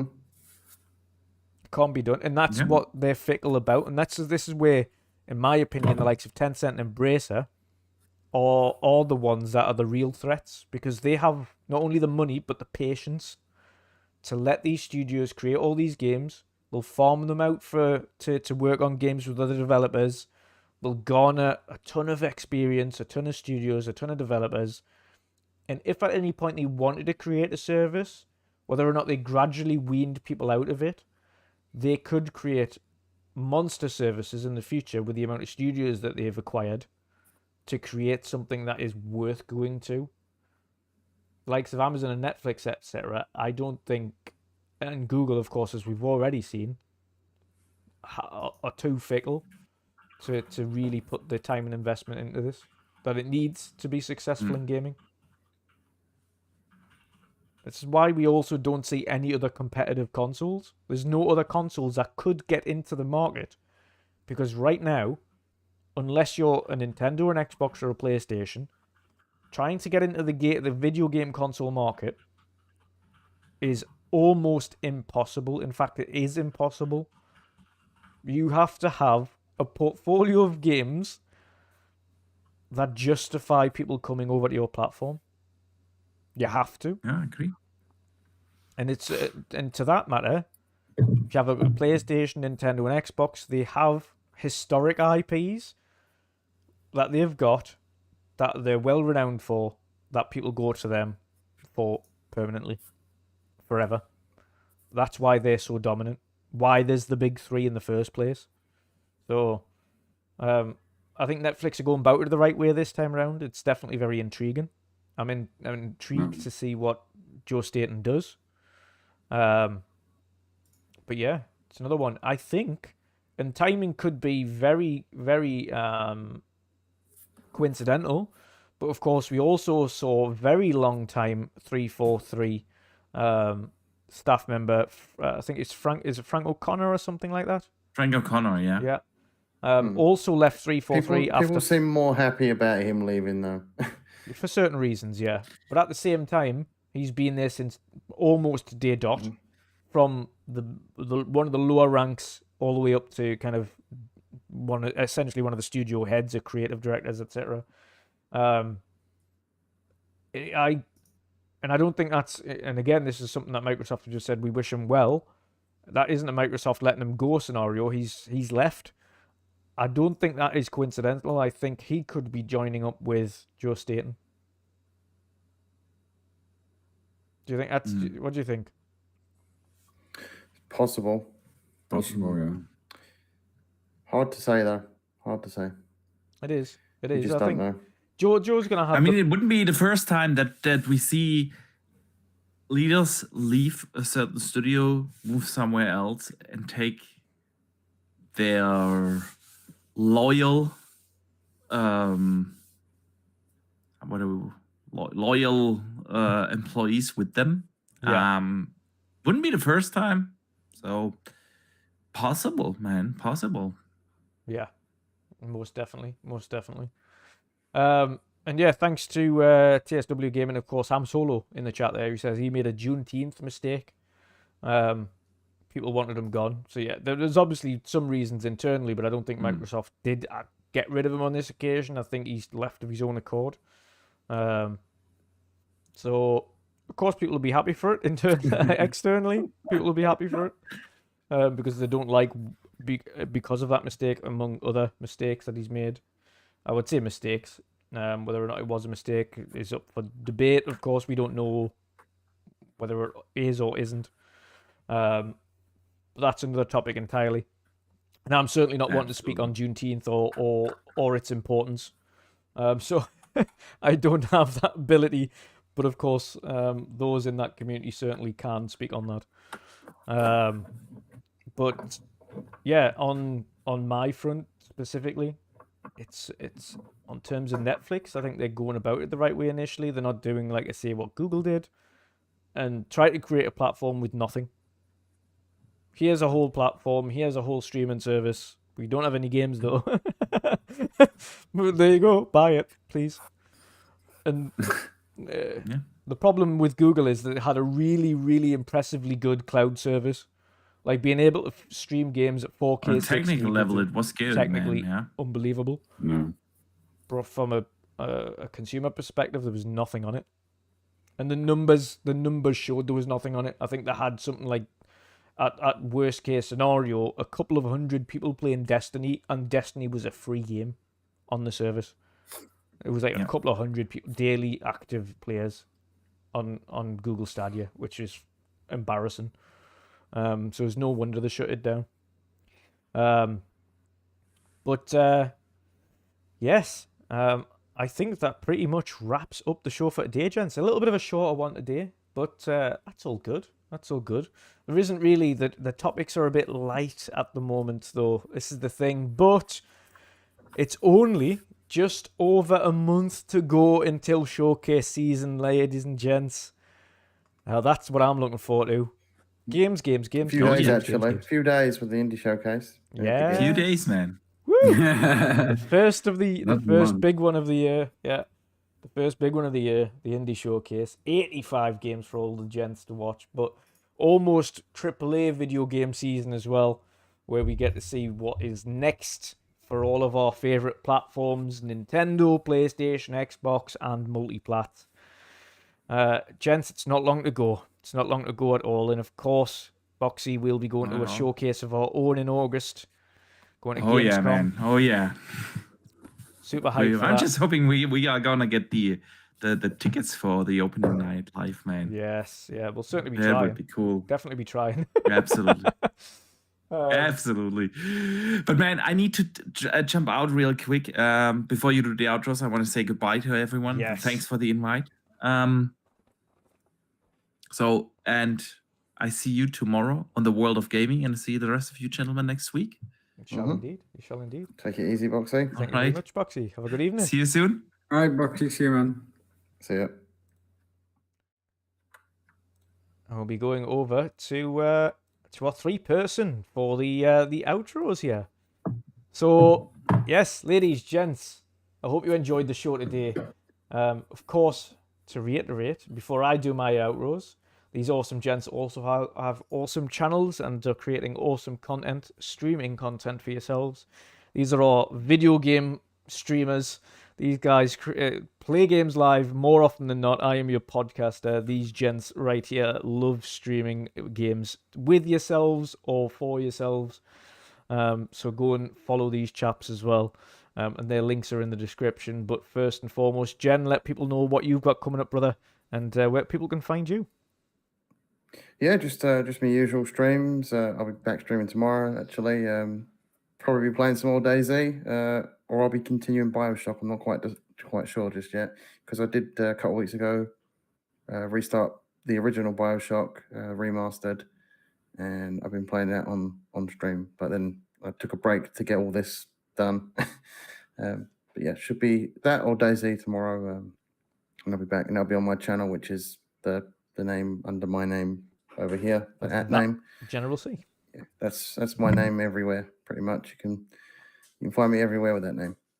And obviously back here when we do the weekend edition, but I don't think we have that this week, right? Because yes, of the showcase at the weekend. Yes, indeed. So the weekend edition will start again, not this weekend, of course, because we have the showcase on Saturday. It will be the following weekend, so back again the Sunday after. And we'll be discussing a lot of things. I'm going to try and catch up on a lot of series and a lot of films and things like that I've pushed to the side whilst I've been busy. And we'll kind of discuss a lot of stuff there, so that'll be awesome. Patchu! Let people know where they can find you, brother, and what streaming you're going to be getting up to. You guys can, of course, find me on Twitter, where I post all my gaming and that kind of stuff, main platform. You guys can also find me on Twitch, where I do my streaming. And probably next month or something like that, I might do some streaming as well on YouTube, because I'm going to get my capture card, and then I'm also able to stream on YouTube. So who knows? And then also with that, we can record gameplay. We can post it on the channel as well. Of course, we're going to post it on this channel, but my channel will be like a side kind of thing. But also, I'll probably going to be doing some reaction videos as well. And those were awesome. Those are going on my channel, but I'll keep you guys posted, man. Keep an eye out on my Twitter or something like that. And yeah, I might gonna be streaming this weekend. Not sure if I'm gonna be tomorrow, but of course we have GHOSTWIRE Call of Duty, still playing that. And maybe trying some new games. Most definitely. Awesome stuff. And for me, of course, ladies and gents, you can find me everywhere at WandrinDutch, of course, on Twitter and on YouTube. Every Wednesday for the midweek mix-up. Next week, I am taking a break because it's been non-stop with the Indie Showcase and stuff like that. So there is no podcast next week, but I will have some content ready for you anyway, if you to watch and enjoy. But I am taking a break from it because I've been non-stop with creating the showcase and podcasting recently. So I'm having a week off, and we'll go back to normal the week after that. But usually you can find me everywhere at, like I mentioned, WandrinDutch, every Wednesday for the Midweek Mix-Up podcast, every second Sunday for the weekend edition, every Tuesday usually for the Sea of Tuesdays podcast, but Mick's been having some technical issues that he's potentially resolved. So we're hopefully back with that soon as well. Every Wednesday evening for Primetime Gaming, every Thursday for World of Gaming. And this weekend, I am joining Ham Solo, of course, on Friday evening for TSWS and that podcast. So that's going to be awesome. And of course, last but not least, and we cannot forget, the Community Indie Showcase 2023 Spring Showcase is live on Saturday at 6 p.m. BST. That's British summertime. Of course, that's 1 p.m. EST, that's Eastern, and of course 10 a.m. Pacific. So hope you all join in then, watch some awesome video games being shown off and announced on Saturday with some awesome creators, some surprise special guests. Hope you enjoyed what we've created and put together for you guys. So yes, of course, I'm going to be leaving you right now with the trailer, of course, for the Community Indie Showcase.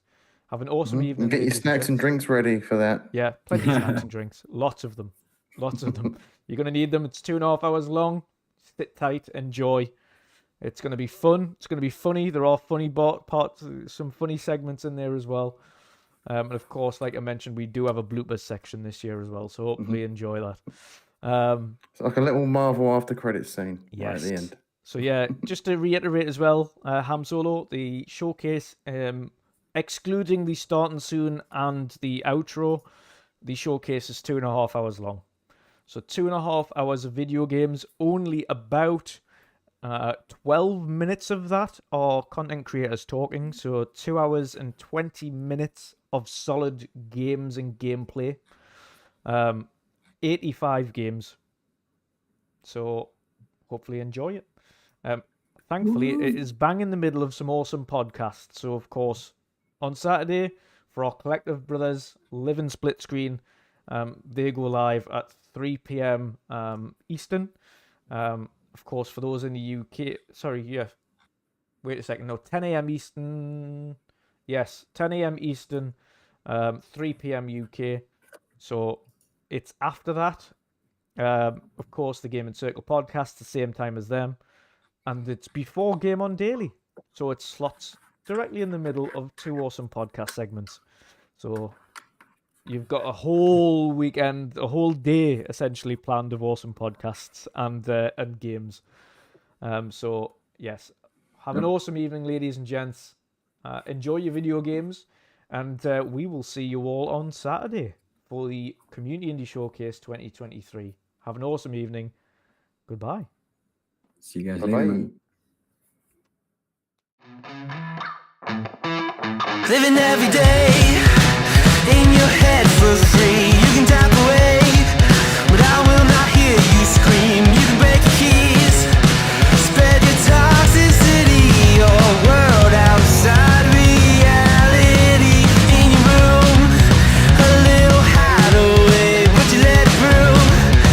Enough to go insane, living in the dark hasn't treated you well. You're building your own prison cell. Hey,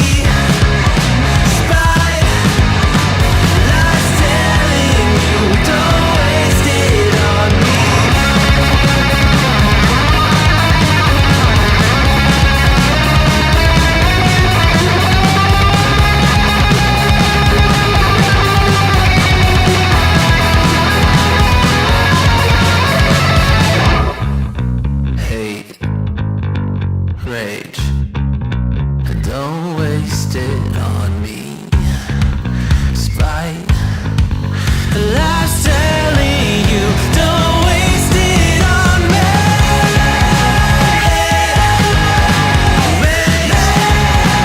Don't waste it on me. Spite.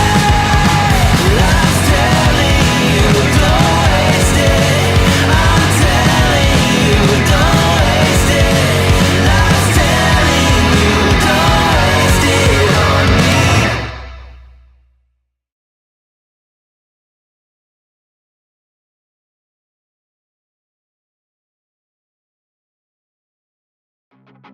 Ice and flames call my name.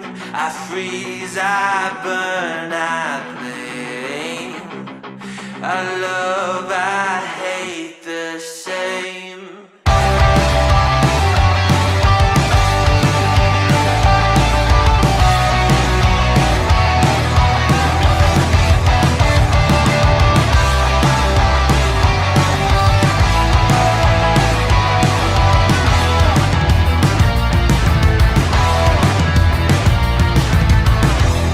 It's on my face, I cannot hide from the mistake my parents made. I'm never moving on.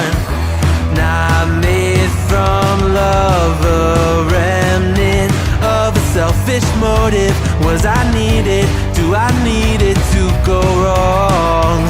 Polarized, inherent pain pumping through my veins. Eyes in flames call my name. I freeze, I burn, I blame. I love, I hate the safe I embrace inside of me. I only fuel the fire. But is it wrong for me to fight against the balance of my power? History in halves, one brain. I will break the chain. Oh no, tokori wa yobu.